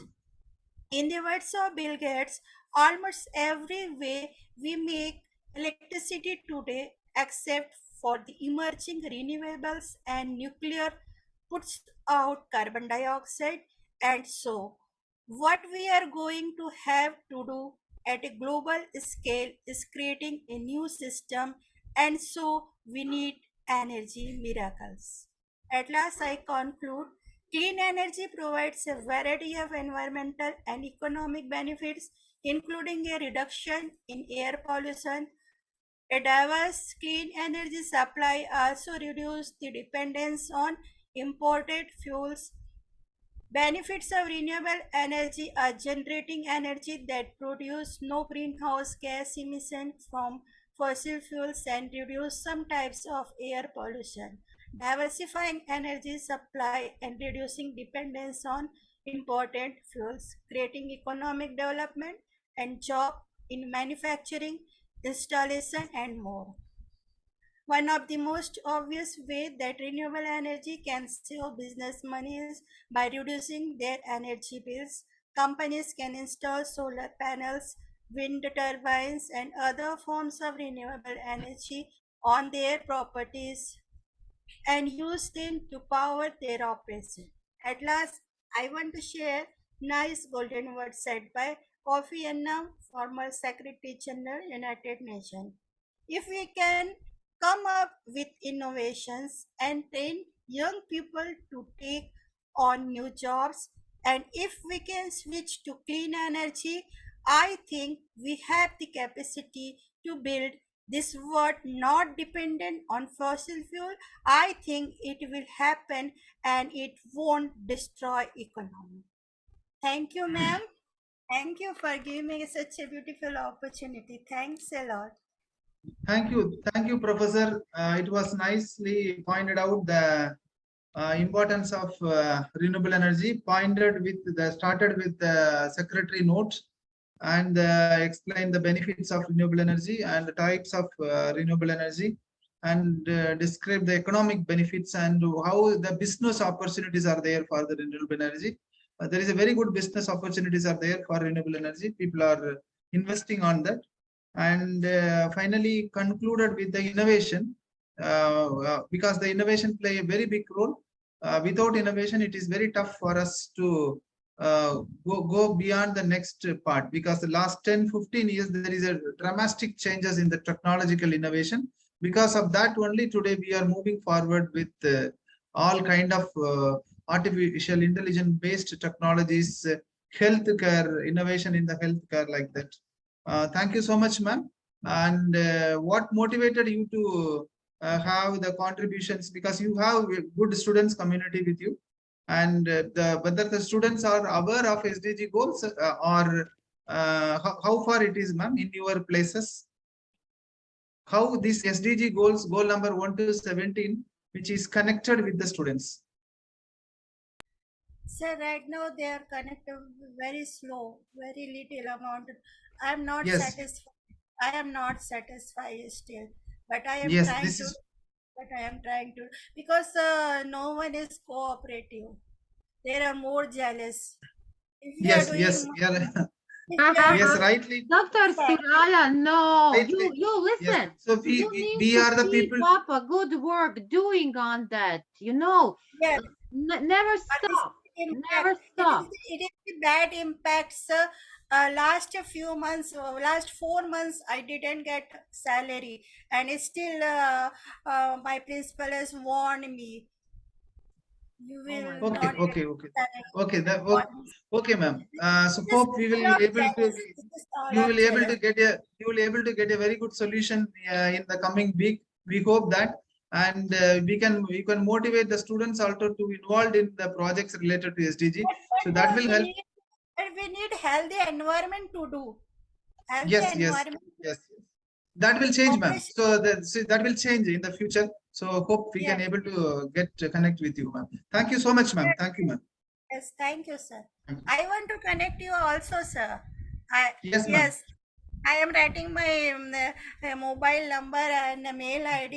I Mhm. want to Yes. connect with you also. Thank you so much, ma'am. Thank you, ma'am. Dr. Suraya Banov, you are doing that very quickly, we see. Thank you, ma'am. Thank you. Thank you so much. And moving on to the SDG 8. Very happy to invite our great personality, Rajendra Prasad sir. So sir is with us for last 1.5 hours with us, watching all the our SDG. From the beginning. Yes, welcome. Welcome, Professor Rajendra Prasad. We are really honored to have you today with us. Thank you for joining. Yeah, thank you. Thank you so much. Can you hear my voice? Great. Yeah. Good morning, good evening, in some parts, good afternoon, and good night at some parts of the world. I have gone through so many lectures in the last couple of days and also the different SDGs.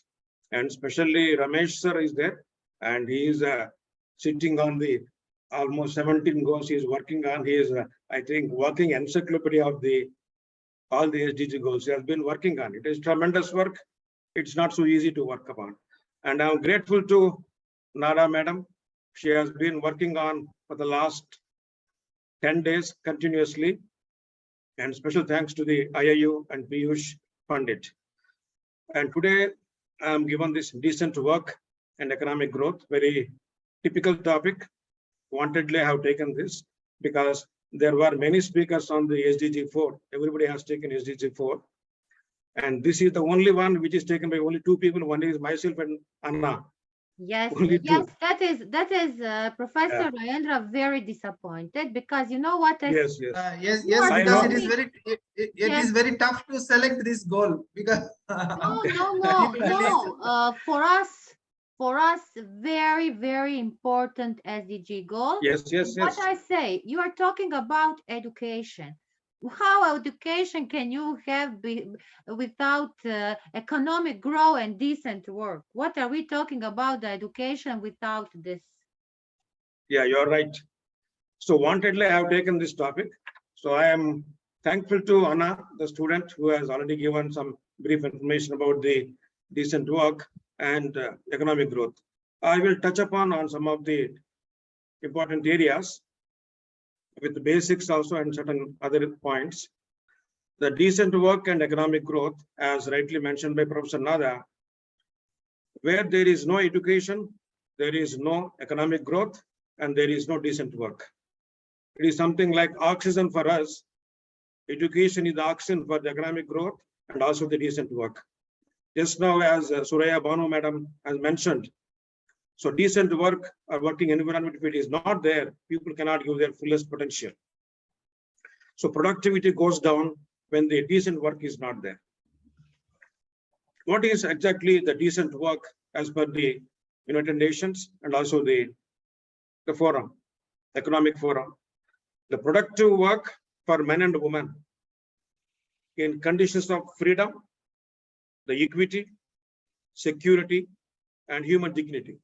When these are not touched upon in the working environment, it is indecent work. And technically, what is the meaning of decent? Mainly fair income and also the secured employment, safe environment. If these three are there, we can call it as a decent work.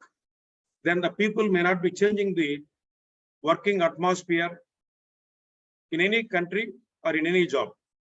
Where there is no such kind of environment, where these three areas are not touched, are given fair income for the job or the work or the efficiency, secured employment if it is not there, safe work conditions are not there, and the employees may not be staying there for a longer time. So the company will suffer, productivity will suffer, economic growth will be also directly impacted. And what are the four pillars of the decent work? What actually connects with? The four pillars are employment, where and how the employment is given, social protection, where the employee is given the social protection, rights at work, at the working place, whether the employee is having the rights, and social dialogue. When there is some kind of inconvenience, if there is no social dialogue to discuss about, on these four pillars only the decent work is established. And what exactly is economic growth in a simpler form? Very simpler form, the increase of people's real income. Very simple definition. The increase of people's real income. The real income is different, where it is having the wages and also the prices. If there is an equilibrium, then you can call it the people's real income. If not, it is different. And what spurs the economic growth? What induces the economic growth? What improves the economic growth? Mainly 5 factors are there which are influencing or improving the economic growth across the world. The 5 areas are: number 1, natural resources. If there is no natural resource in the country cannot develop. It cannot show the economic growth. Deregulation. The licenses or the rules and regulations are not congenial for the economic growth. It will go down. Technology, where the country is having more prone to technology, where there is more flexibility for technology, there the economic growth is more. Human resources, where the SDG 4 is lesser, there again directly proportional to the economic growth. If the education is lesser, economic growth is also lesser. There the human resources are very, very important. Another one, infrastructure. Lesser the infrastructure, lesser the economic growth. So these are the 5 important areas, the factors which are influencing directly the economic growth across the world. What exactly the meaning of goal 8, the decent work and economic growth? What exactly is the meaning of it?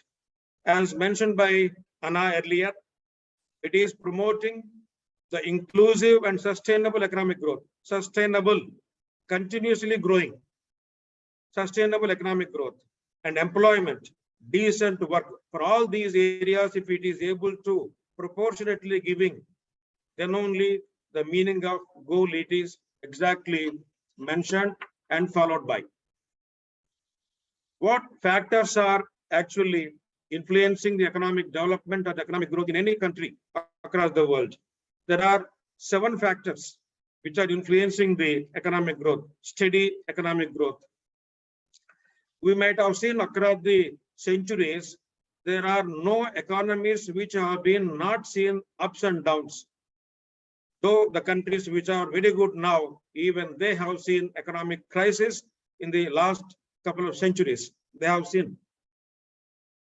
Political stability should be there for the economic growth. Macroeconomic stability should be there. Macroeconomic reasons are there. All the economic students may be knowing about it.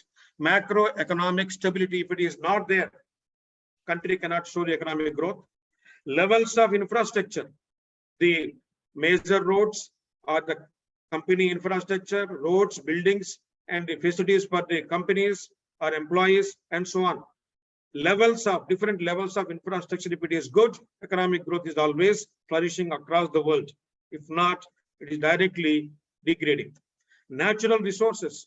There are countries where natural resources are very strong potential, but because of the lack of SDG 4, they are not able to extract the resources and utilize for the country development. Educational standards where there are poor SDG 4, if it is poor, automatically it is affecting the economic growth. Educational standards, the universities or the students or the human resource, if they are potential, highly educated, highly efficient, naturally economic growth is very higher. Saving rates and also the foreign aid. Here I need to mention 2 points. What is it the rigid economy and also liberal economy? What do you mean by liberal economy and also rigid economy? Where there is 3 principles. One is principles of personal liberty. To establish a company, there should be liberty,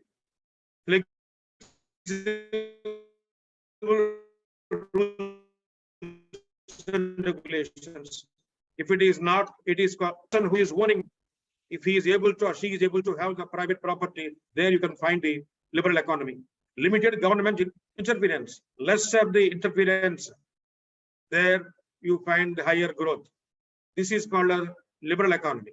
There are some countries with rigid economy also, where they are not giving the flexible rules and regulations for the foreign investments, foreign aids, and so on. There you find the prices and the wages, the rates of the commodities and the salaries of the employees or the workforce. These are not balanced. That becomes a rigid economy. No equilibrium where the prices are increasing and the wages are decreasing. The latest example is Afghanistan. Decent work. The decent work which is affected by what exactly is influenced the decent work across the countries. One is health and safety. Where there is good health and safety, there you can find the decent work. Example is Canada. Work and life balance. The working condition and the quality of life. If it is there, if it is good, if it is balanced, the decent work is definitely visible. Terms of employment. If the employment is given on different reasons and also conditions, then the employees will be comfortable, happy to work, give more productivity, company will grow, and the economic growth is directly visible. If it is not there, it will be affecting. Intrinsic character of work. The employees who are working in the company and the company employer, there is a good bonding that this is my company, that feeling is there, bonding is there, then the character is established and the work is established, work culture is established, productivity increases. And the pay scales of the employees, if it is matching with the prices in the market, we have seen in the last 2-3 years because of the corona, because of the pandemic, every country suffered, whether it is rich country or poor country, every country suffered. But later, how the country is giving the economical incentives, there the country is again recovering faster. Where there is no pay scale comfortably for the employees, they are still suffering. Coming to the a few countries across the world, if you see few examples, the economic growth, who are having the highest economy in the world, which countries having the highest economy or the economic growth. USA is the number 1, 22.6 trillions economic growth. China, 16.6 trillions. Japan, 6.11 trillions in dollars. Germany, 4.32. UK, 3.12 trillions. India, is also there in the 6th position now, slightly overcoming UK also 3.6. Why I am mentioning these examples? Let me give another example here, then you will understand this.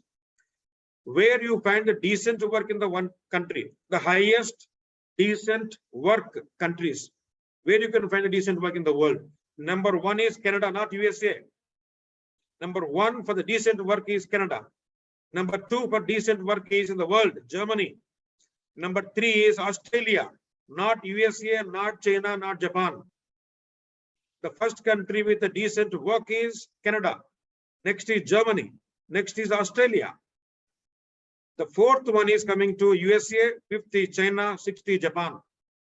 Here I have to mention another 2 examples of Japan and Vietnam. I think you might be knowing about Japan. 1945, because of the World War II, Hiroshima, Nagasaki. After that, completely the country is collapsed. But now, in 2022, it is 6.11 trillion, 3rd largest economy in the world. But in 1945, it is just having $1,346 capacity. That is per capita income. Per capita income in 1945, 1975, 52,154 per capita income. 2005, 4.76 lakh per capita income. See the improvement. Japan is one of the countries where natural unimaginably of the human resources, mainly because of education and human resources. And the last one, which I want to close it in another 3 or 4 minutes. Economic growth. What are the areas where to target? How to reach, how to show some kind of reachables or pointers or indicators. Number 1, sustainable per capita income should be 7% GDP across the countries. If it is not there, there is no economic growth. Every country has to show 7% of GDP. Higher levels of economic productivity. When can we show more productivity? When there is SDG 4. If it is meaningful, when there is SDG 4 very stronger in the country, then you can show the economic growth. Productivity will be very higher. If you can promote the development oriented policies, there are rigid economies, as I mentioned earlier. Cuba is one. It won't allow the foreign aid. So development oriented policy should be there. Then only the growth economy. MSME should be very stronger, like in China. China is one of the top 3 economies in the world because of the MSMEs. Global resource efficiency should be there. If it is not possible to show the economic growth. What do you mean by global resource? If having more consumption and lesser production, there is imbalance. It is not economic growth. When you have consumption and equally you should have, or more than that only you should have the productivity. Food, for example, water, energy. If you are consuming more, producing less, it is imbalance. Full and productive employment. Always the employment should be not only for the family, but for the country. How the productive employment is there. If it is only for salary purpose and productivity is not there, it is meaningless. It will suffer. And there should be equal pay for men and women. No gender bias for the pay. Youth should be encouraged, should be known with all the SDG goals. This is what I am doing in my school. Employment, education, and training. These 3 important areas should be given to the present youth across the world. Then only each and every country show the economic growth. Employment, education, training. Without these 3, no country will flourish. Eradicating forced labor, child labor, women labor, slavery, modern slavery, trafficking or human trafficking. Where these are not eradicated, in some of the countries will remain in the poverty. So these should be immediately eradicated. Then only economic growth will flourish. Protect the labor rights, promote the safe employment. Where there is more rights for the working people, where you find the safe employment, the country is flourishing. Example is Canada. Promote sustainable tourism. We have seen in India recently, because of the corona, Jammu and Kashmir completely closed. One of the best state in the country where tourism is one of the major industry to flourish across the state. Promote sustainable tourism, local culture, local products, local and global. What is the culture? What is the product? How we can globalize it? And we should, in each and every country, we have to strengthen the domestic product, local financial institutions, increase the support for trade, open trade, free trade. What I have in my country, I can export. What I don't have in my country, I have to import. Develop global strategy, global efficiency. If manpower is lesser in my country for coal or the clean energy, you have to import the manpower also from outside the country. If you depend on your country only, you will suffer. So global strategy, global efficiency should be there. Global youth should be given the global employment. No, only for my country, my people, my employment, then you will suffer. Global jobs should be there. These days, across the countries, across the world, we can find so many people going to different countries and working there. This is called global employment, global efficiency. The workforce is going across the world and giving their productivity. My country or your country is not the problem. It is global product. Finally, we suffer. Environment will suffer. Everybody will be suffering. The water crisis is there. Wind crisis is there. Climate action is not protected. Every country is suffering. With this short note on the 4 areas of SDG 8, hope I have given my input sufficiently. Thank you so much, Professor Nada and Dr. Ramesh. Thank you so much. Professor Rayendra, I need to say one thing. Two person only chose this topic, my student and you.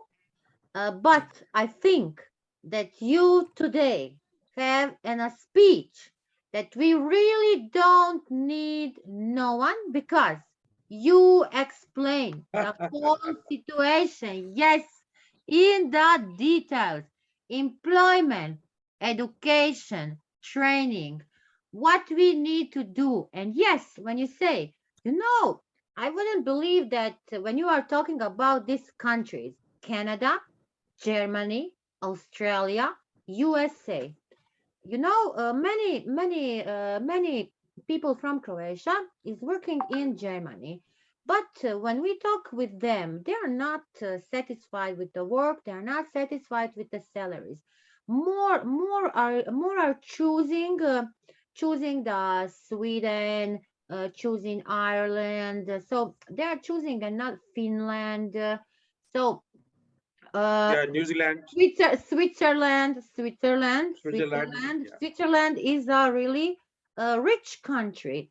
So that is what our statistics show, because so many people are going to live, like example in Germany, so many people are getting a visa for Canada, also are moving from Australia. So I think that they are going there to work, but I think that works are really not good work. There are so many people who are not satisfied, but they are still leaving their country and going abroad. Great. I'm very, very happy, and I'm really satisfied. This lecture for me is top. Thank you, Rajendra Prasad sir.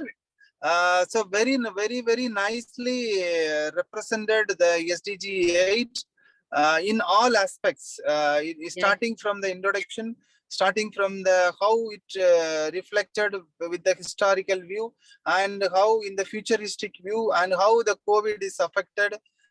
Very well represented, sir. Your talk was fantastic, because the and it is informative. Not only the informative, any members can easily understood the topic also. Yes, So yes. the data Very simple language. Very simple language. data are well represented, sir. Thank you so much, sir. We need a very strong contribution from you in the future to connect the get it involved the SDG goals, sir. Thank you, sir. Thank you, sir. Professor, you will all in SDGs. We need Professor Rajendra in the economy politics, please. He needs to lead economy. He needs to lead economy, and then we will go with you.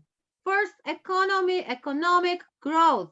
You know, there is no growth, no education, no nothing without this SDG.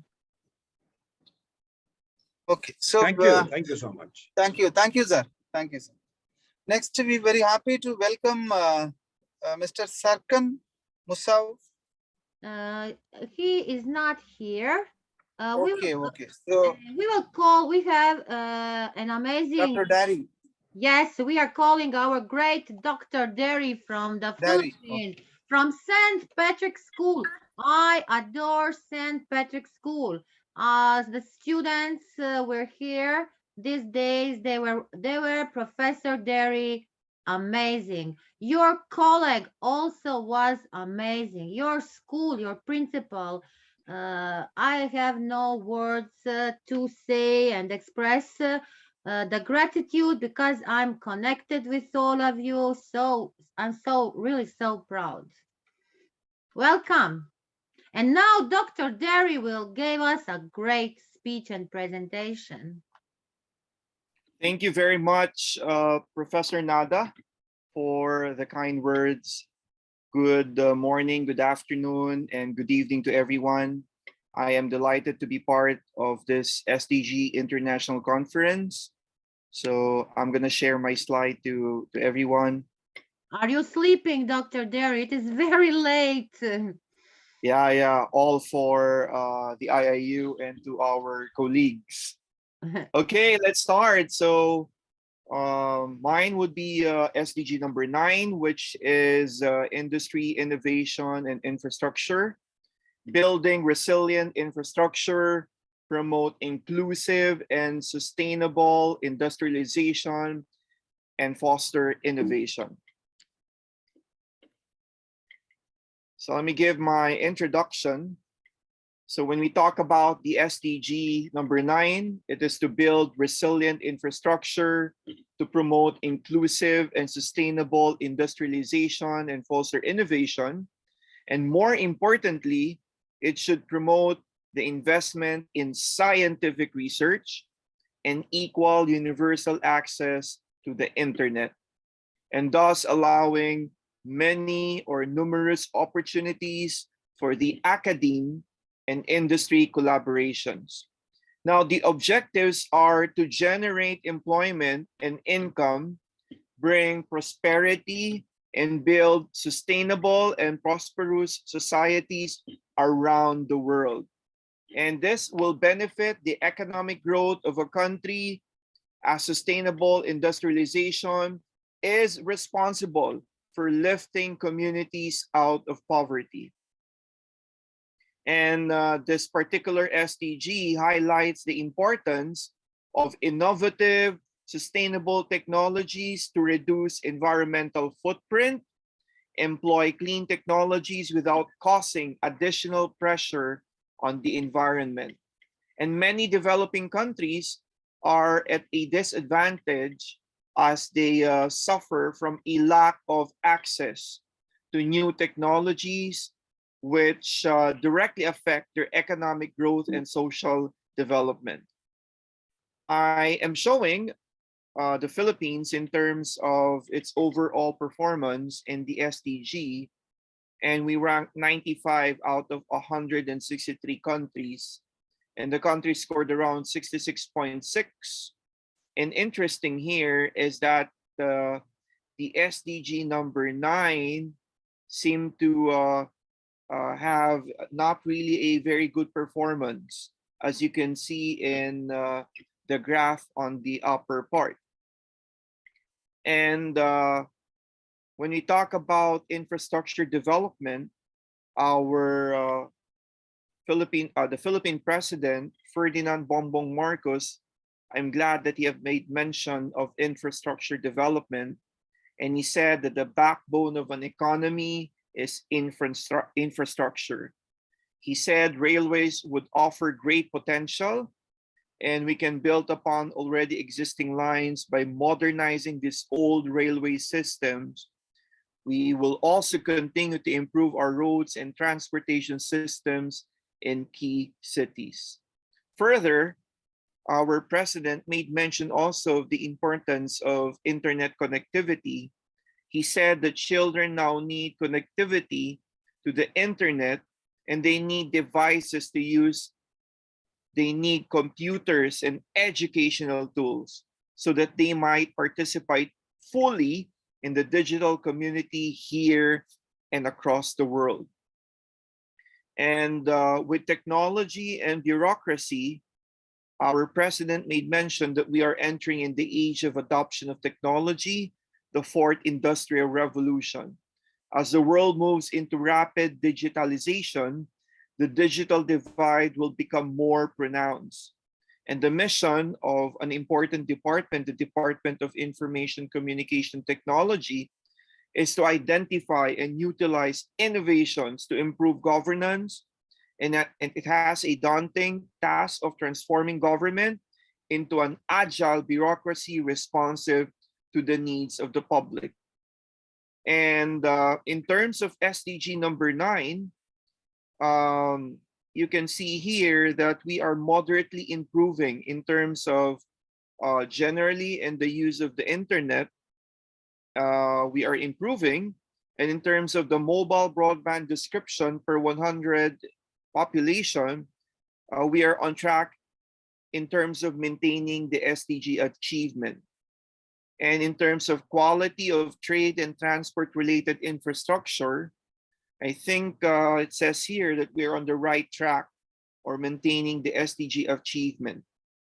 And in terms of the university rankings, I think there is no data here, but slowly the education, the higher education rankings of the Philippines in the top 4 universities, including De La Salle University, the University of the Philippines, Ateneo de Manila University, the University of Santo Tomas are doing well in terms of the education rankings.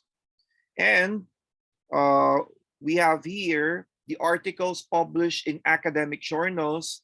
It's stagnating, and we need to do a lot more in terms of published academic journals.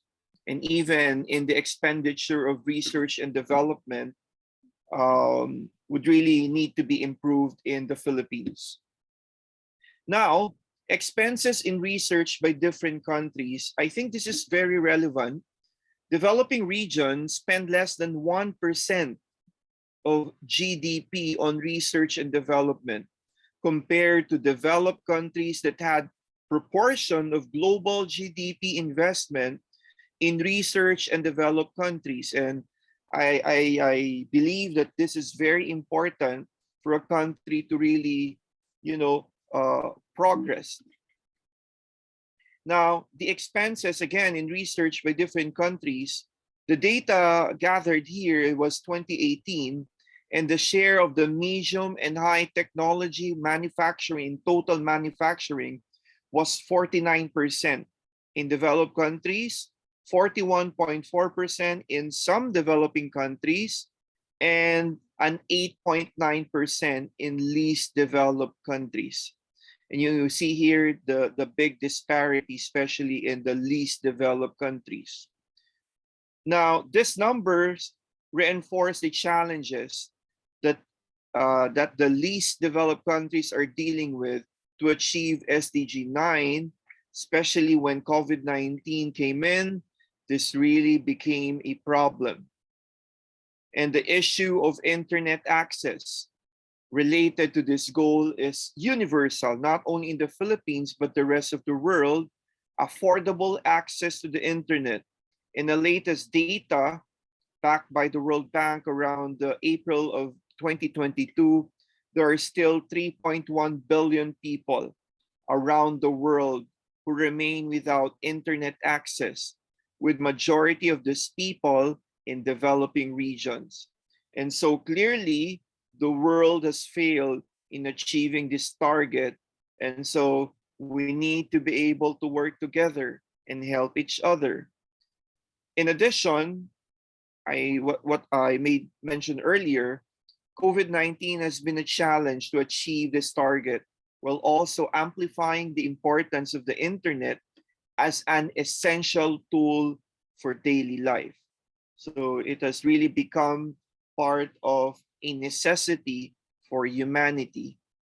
And according to research, with the current growth rates, it would take around 10 years to bring internet access to this 3.1 billion people, and highlighting the importance of the government and companies to take actions related to this issue. And now, the big question is that how companies can promote this so-called industry innovation. Achieving the SDG 19 will be a difficult process. And at the same time, we really need to pray more harder and will need to take action in order to make initial progress. We have to restructure even the education system to foster the creation of both ideas and projects. We have to establish standards that guarantee the sustainable management of projects and business initiatives. And we have to facilitate the opening procedures for new companies will be necessary process. And for example, this was given by the World Bank in terms of a rapid framework for learning recovery and acceleration of many of the schools in terms of the reach, the access, priority, increasing the efficiency of instruction, and the development of the psychosocial health and well-being. In the Philippines, we have the Learning Continuity Framework, or we call it now the Learning Recovery Plan, wherein the policies and guidelines of the Department of Education, the higher education, must be given importance, plus the other factors, the school readiness, the human resources readiness, infrastructure, the pedagogy, the transition program, the building of partnership, and most importantly, the assessment, which is the development of the most essential skills and values needed for the students. And the goal would be the coping and managing the continuity and even improving and accelerating learning. For some schools, for example, this is a school from the United States of America.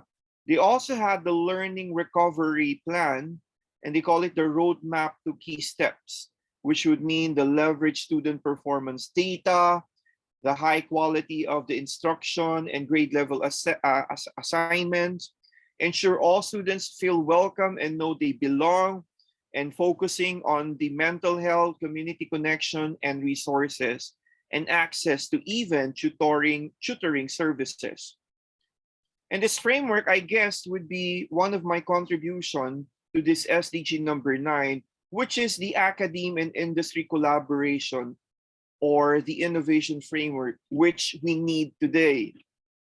Participants from schools, universities, colleges, and senior high schools provide the academic theory, the principles, the innocent viewpoint, those creative minds, research orientation. Plus, we have the participants from the industry, the practical know-how, profit gain, loss, the business orientation, and the competencies. So the two need to be able to work together for sharing or exchanging of knowledge. For the university and colleges, senior high school coordinator, or whoever would be part of this collaborative opportunity, making shared value, shared language to bridging the gap, and facilitating the so-called interactions between the two entities. And you see here, the zones of innovation and creativity is what we need. The extraordinary fusion of ideas. Now we cannot say that the industry should be the ones was giving out the knowledge. It would be a partnership between the school and the industry or the companies.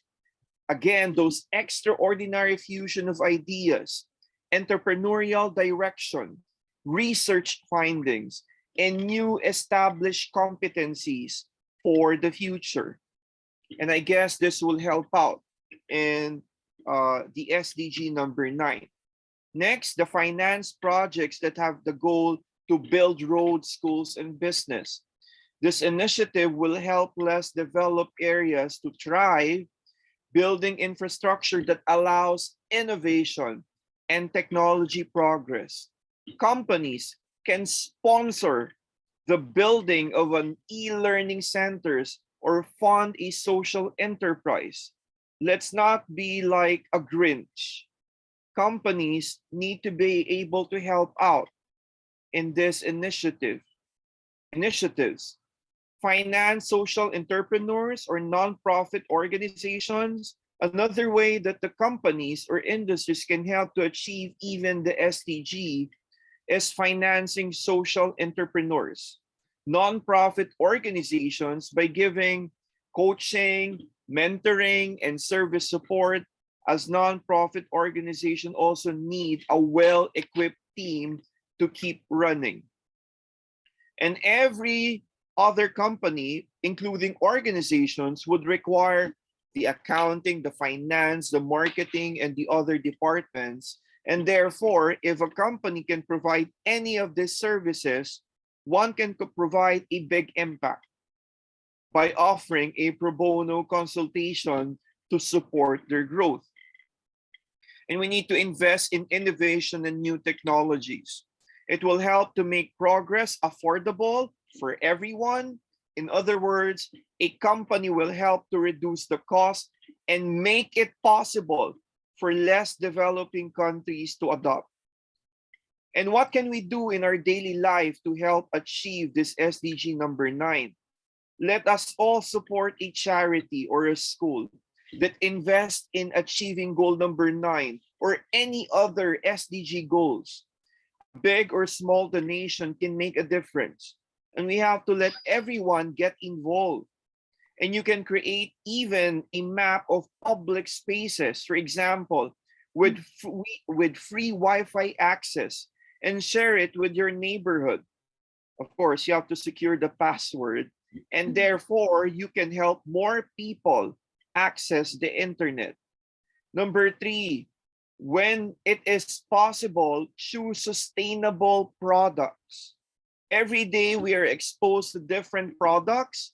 Therefore, in order to contribute to the preservation of the natural resources, choose products that use renewable resources in their production. And number 4, make donations. It does not matter if it is a small amount to research institutes. Enhancing scientific research will contribute to the upgrade of the technological capabilities of the industrial sectors. And in addition, it will encourage innovation and increase the number of research development workers. In conclusion, inclusive and sustainable industrialization together with innovation and infrastructure can unleash the dynamic and competitive economic forces that generate employment and later on income. They play a key role in introducing and promoting new technologies, facilitating international trade, and enabling efficient use of resources. As one global community, we need to help each other. Let's help each other. And there is no planet B. And in the words of our Secretary General, I am deeply convinced that there is no other way to deal with global challenges than with global responses. Coming together here is a beginning, and keeping together is progress. Working together is success, according to Henry Ford. And I'd like to thank everyone for listening. Great, Dr. Derry Dakanai. An amazing speech, amazing presentation. Dr. Dari, always, this topic is very important. He showed us how he's promoting inclusive and sustainable development goals, giving us introduction, showing us what is the situation on the Philippines about this.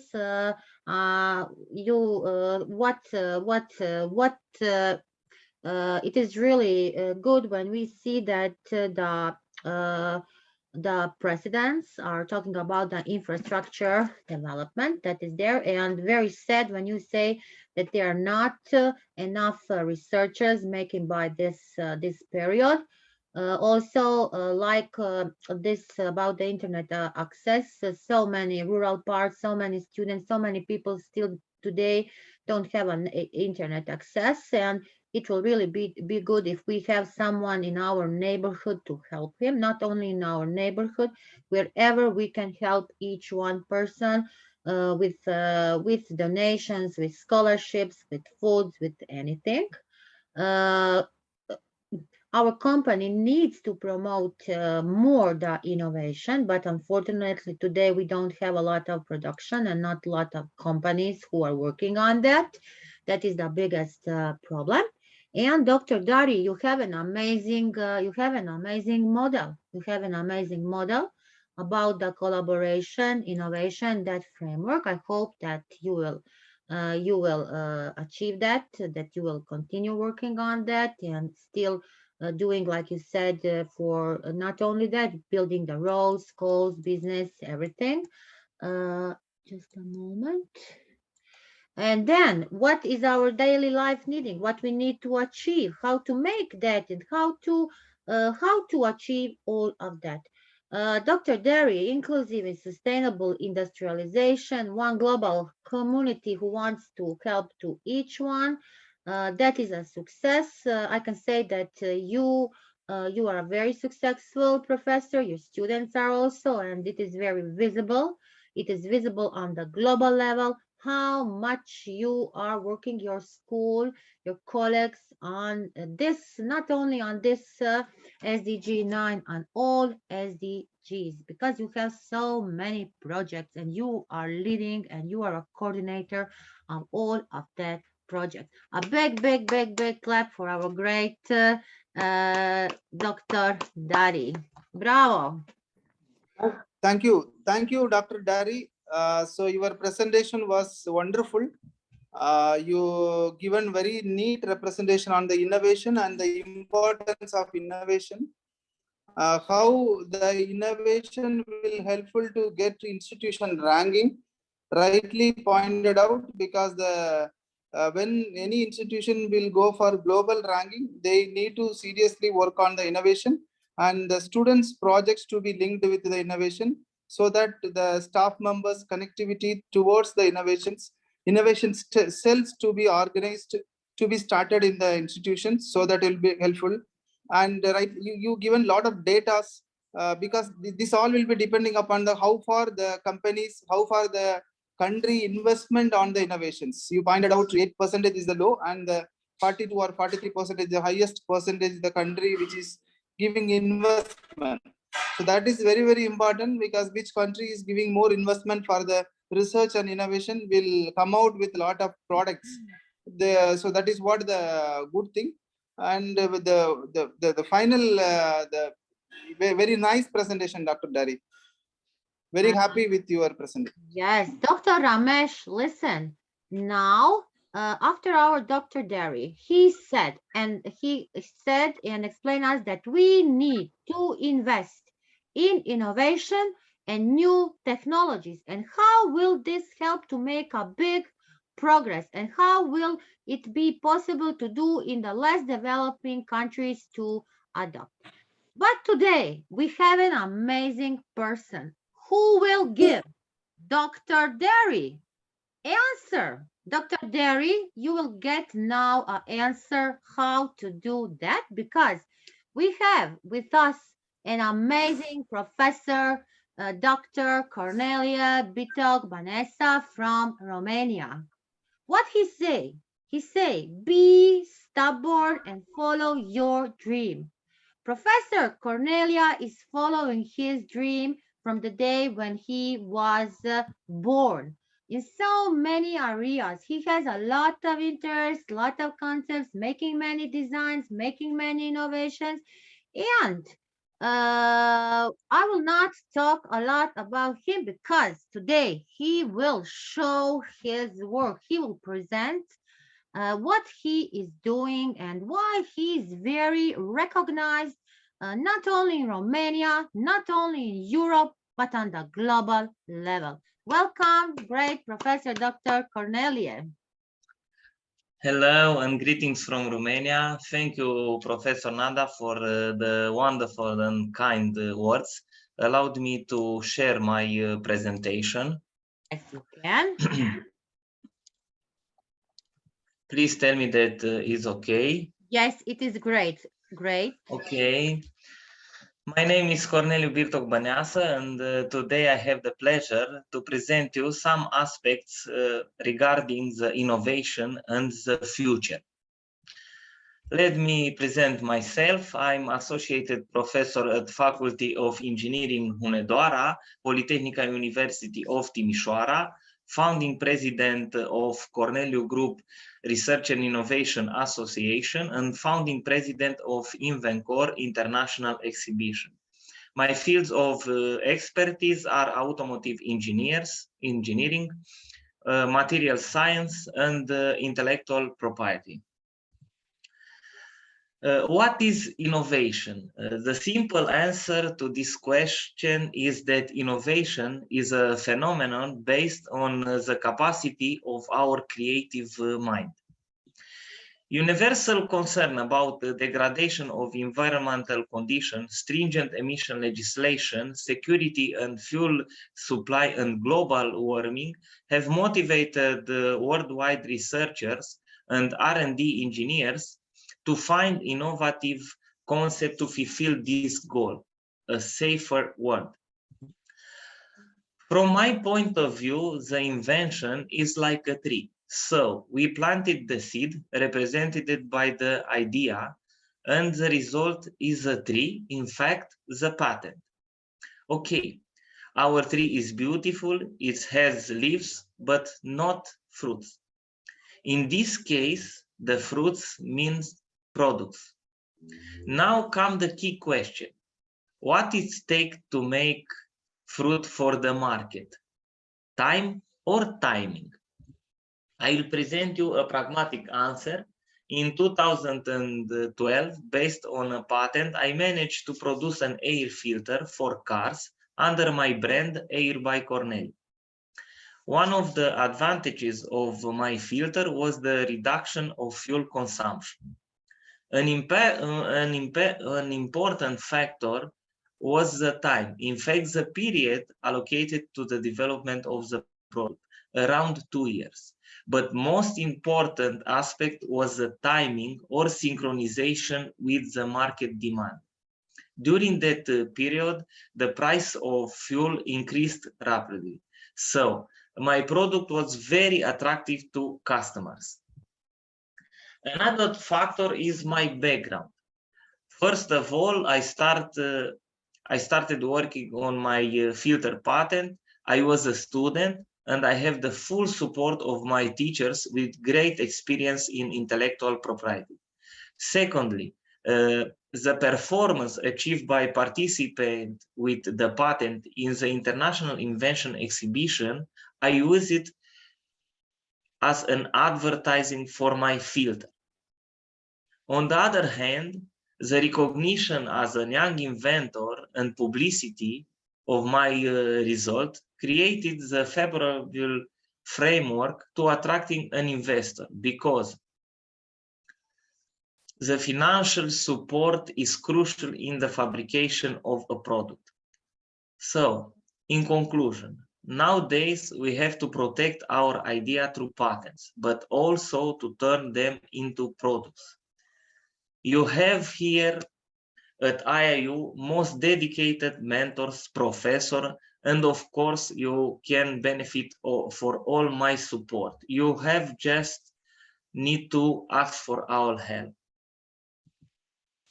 In the end, I would like to congratulate the IIU and Professor Nada for this extraordinary 12 days conference, and I will invite you for participate in December at our international exhibition in Vancouver 2022, an event dedicated to the creative spirit. And for our young students, I tell only this: be stubborn and follow your dream.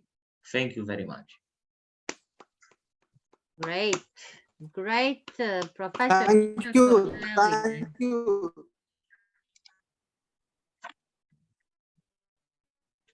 Thank you. Thank you very much. Great, great, great. You see, today we have. Thank you, Professor. Professor Dr. Ramesh Right have person network for issues. SDG 9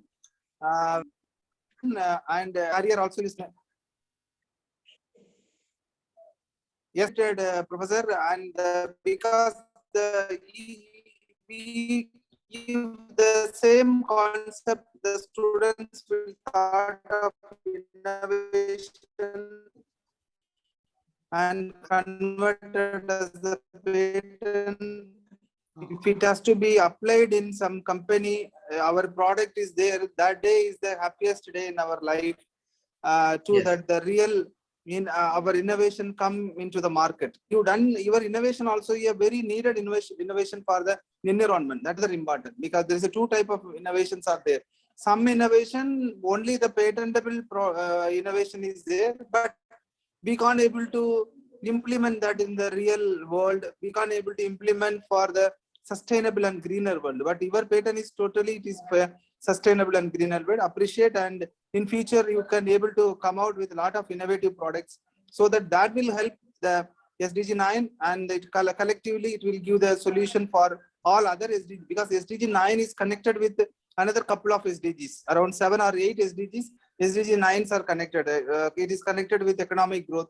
If there is a good innovation is there, automatically SDG 8 we will get a good result. So thank you so much, Professor. Thank you very much. Thank you. Thank you, Professor so much. Nada. I hope we come to the conclusion of the session. Professor, yes, we are coming to the end, but I also want to ask, because our Zainab is waiting. We ask her to show what she is doing, on the, what are her projects and what she's investing in the SDG 13, preventing climate action. So Zainab, if you can, please show us, if you are available. Yes. Yes. So hello again. Thank you so much for inviting me again. Okay. So here's what I did for climate change.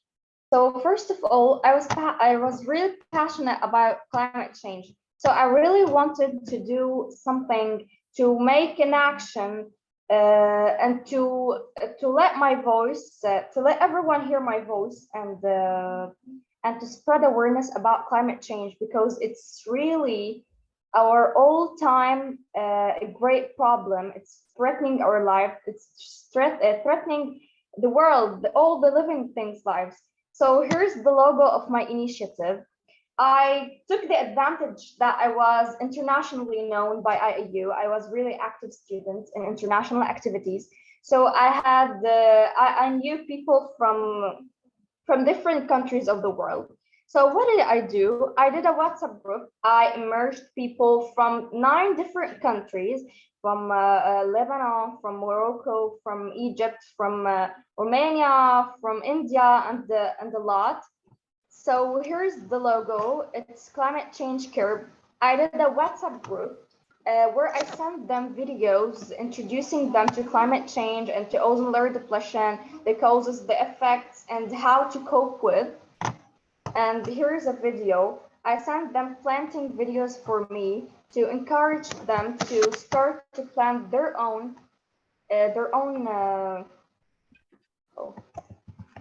plants, because I knew that plants and trees will be the only cure for climate change. Just a minute. It was like a full PowerPoint for me. Zainab, Yes. please apply for this Dr. Cornelia.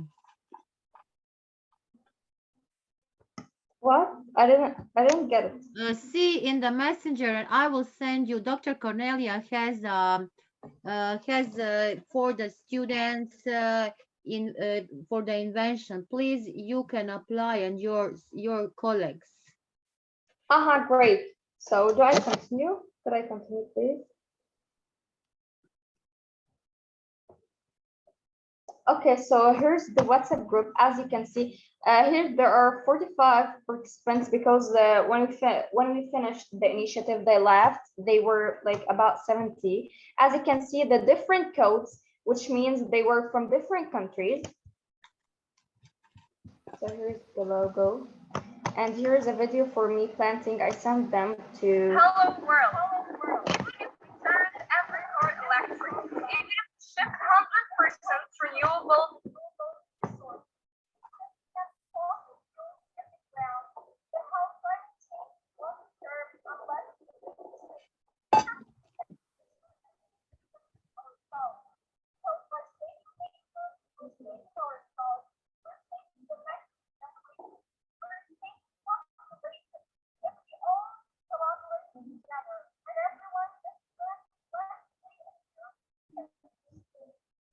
I planted a lot of trees, not just this video. And I sent them tours in nature in order to let them like be really passionate about trees and about nature. And like, could you believe that only one tree could absorb 22 kilograms of carbon dioxide a year, which is like huge.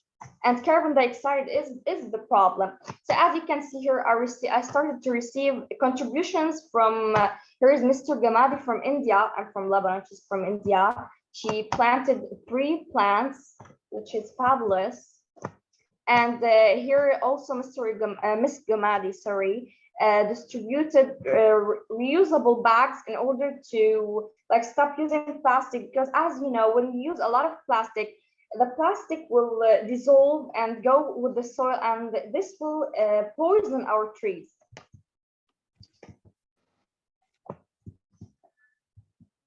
Okay, and here I started to encourage them to plant their own seeds with no money. Like as you can see here, I showed them how did I plant my own avocado seed without paying any money. I put it like this in water for about a month, and as you can see here, the stem, and then I planted it in the soil. And here's Mr. Elzbahati Kimaro from... Yes, our great Kilmaro, yes. He also contributed to my project. And thank you. And there were a lot more contributions. I don't remember. It's been 2 months or more than 2 months on my project. Thank you so much. Thank you. Thank you so much, dear Zainab. Thank you. Thank you so much, Saina. It was very nice startup in the school career. Initiating a climate action club is very nice. We all will collectively work together for a better world. And you already you have connected people across the globe and doing the contribution for that.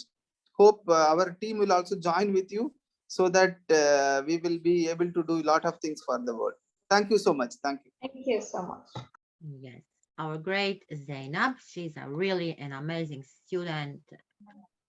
I think that she will very soon she will make so many new things and also be an inventor, great inventor. Thank you. So I think we are soon full 3 hours on this SDGs. Professor Rajendra, do you have anything to say at the end? Because you were listening also from the beginning to the end. Today, not only today, these days. So what is your conclusion? Please, I want to first I want to congratulate to each of you. One, you were all amazing. You were all awesome. Thanks to our great founder, Sir Piyush Pandit, for giving us this opportunity to have this conference, to share our knowledge, to learn. Because we said at the beginning that IIU is a change, IIU is bringing change, IIU is a revolution, and IIU is bringing a revolution in education. I would like to hear few words from you, because you were here from the beginning and these days. And what do you think about this conference? What is your conclusion about this conference? We are today on the day 8. We still have days, but today, like example, we have 6, 7, 8, 9 SDG. Yeah, it's a very good initiative from the IIU that all these SDG goals has to be discussed. It has to be given awareness to all the younger generation, middle generation, and also the older generation. Then only, as mentioned by Dr. Dani, there is no planet B. So everyone should give their contribution. And the innovations are required, as Ramesh mentioned, and also as Bitok mentioned, or Jainab, or Ahmad, or all these are doing their contribution to all these directly or indirectly the SDG goals. And IIU is bringing all these good minds, hardworking people, innovations, discoveries across the world to come together. And as rightly mentioned, coming together, beginning is a progress, meeting together on the online. We are sharing our ideas, thoughts, and practices. It will be helping directly or indirectly across the world, somewhere, in some meaning, in some part of the world, and little slowly, and we can develop in each and every country. And from the beginning, Professor Nada has been supporting, guiding, mentoring all the other participants and the speakers. Thank you so much.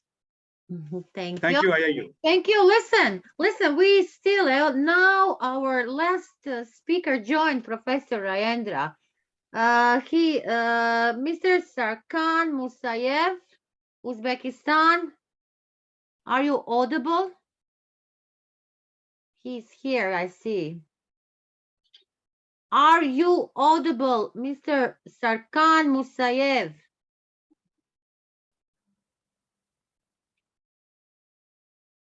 Nothing.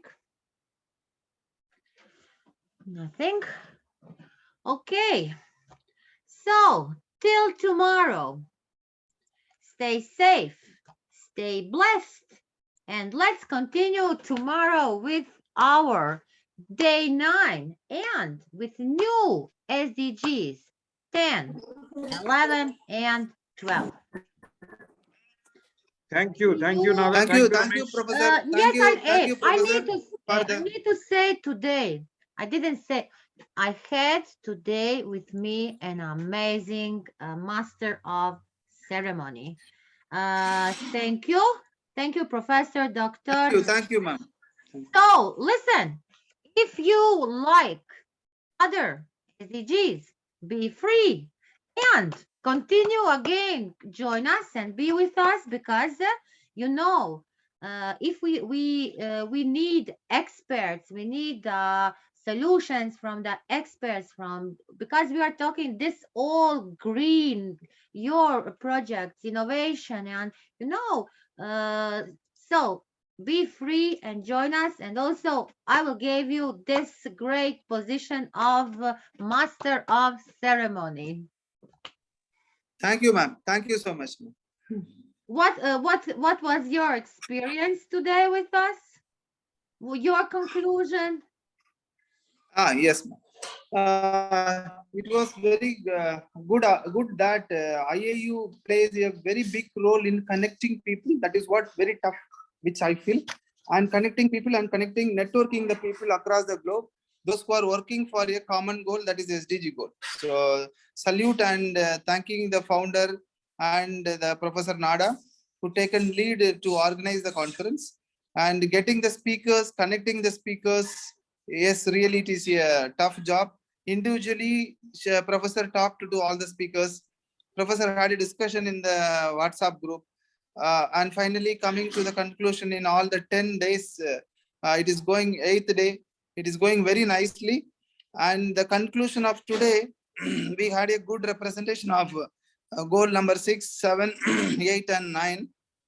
So what we feel the collectively is the positive impact. So because the when compared with some 3-4 years back, there is a global discussion on SDG is as in a part of the country only. Some part of the country only the people are discussing on SDG, people are talking on SDG. But now it act like a global goals. Surely it is like a global goals because most of the people are talking for SDG. Now people started implementing the SDG. So that is very, very important. And talking SDG, that is one. Implementing SDG is always will you to live in a greener, self-sustainable world. That is what actually we are expecting. Hope 2020 we will achieve all the goals. So in that achievement, surely our contribution, part of contribution to be there. Like a professor had a patent and that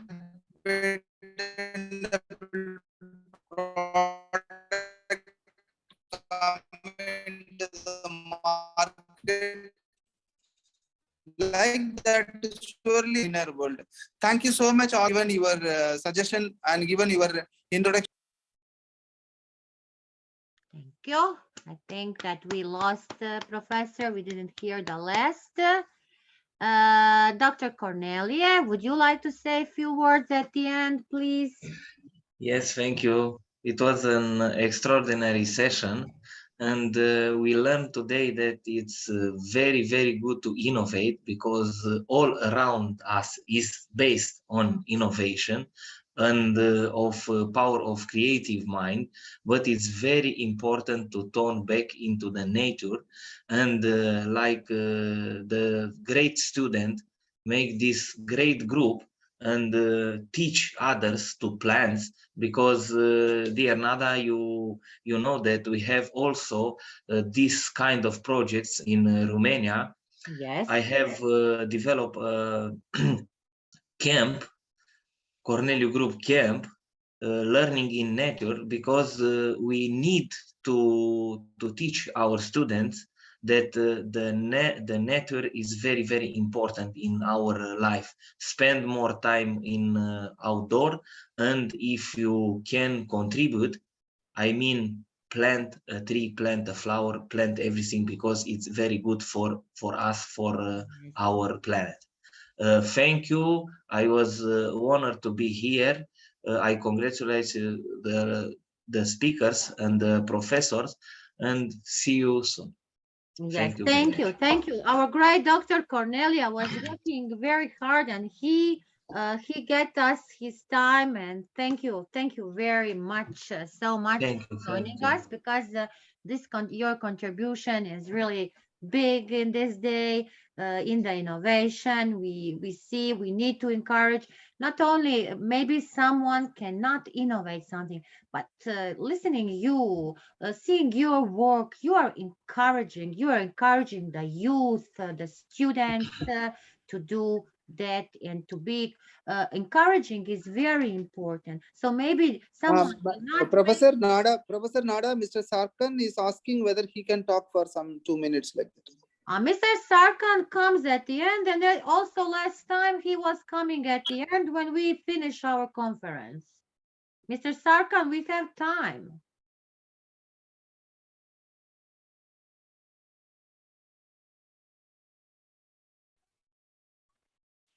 Hello.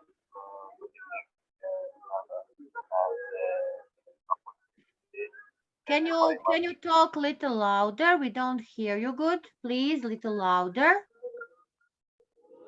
Yes, of course. Hear me? Yes. And you have a big noise in the background. Please, we hear the noise, don't hear you.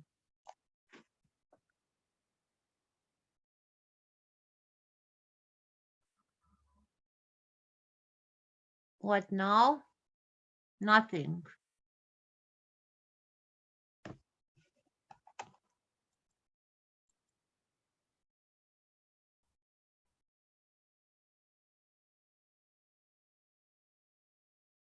Professor Sarkan.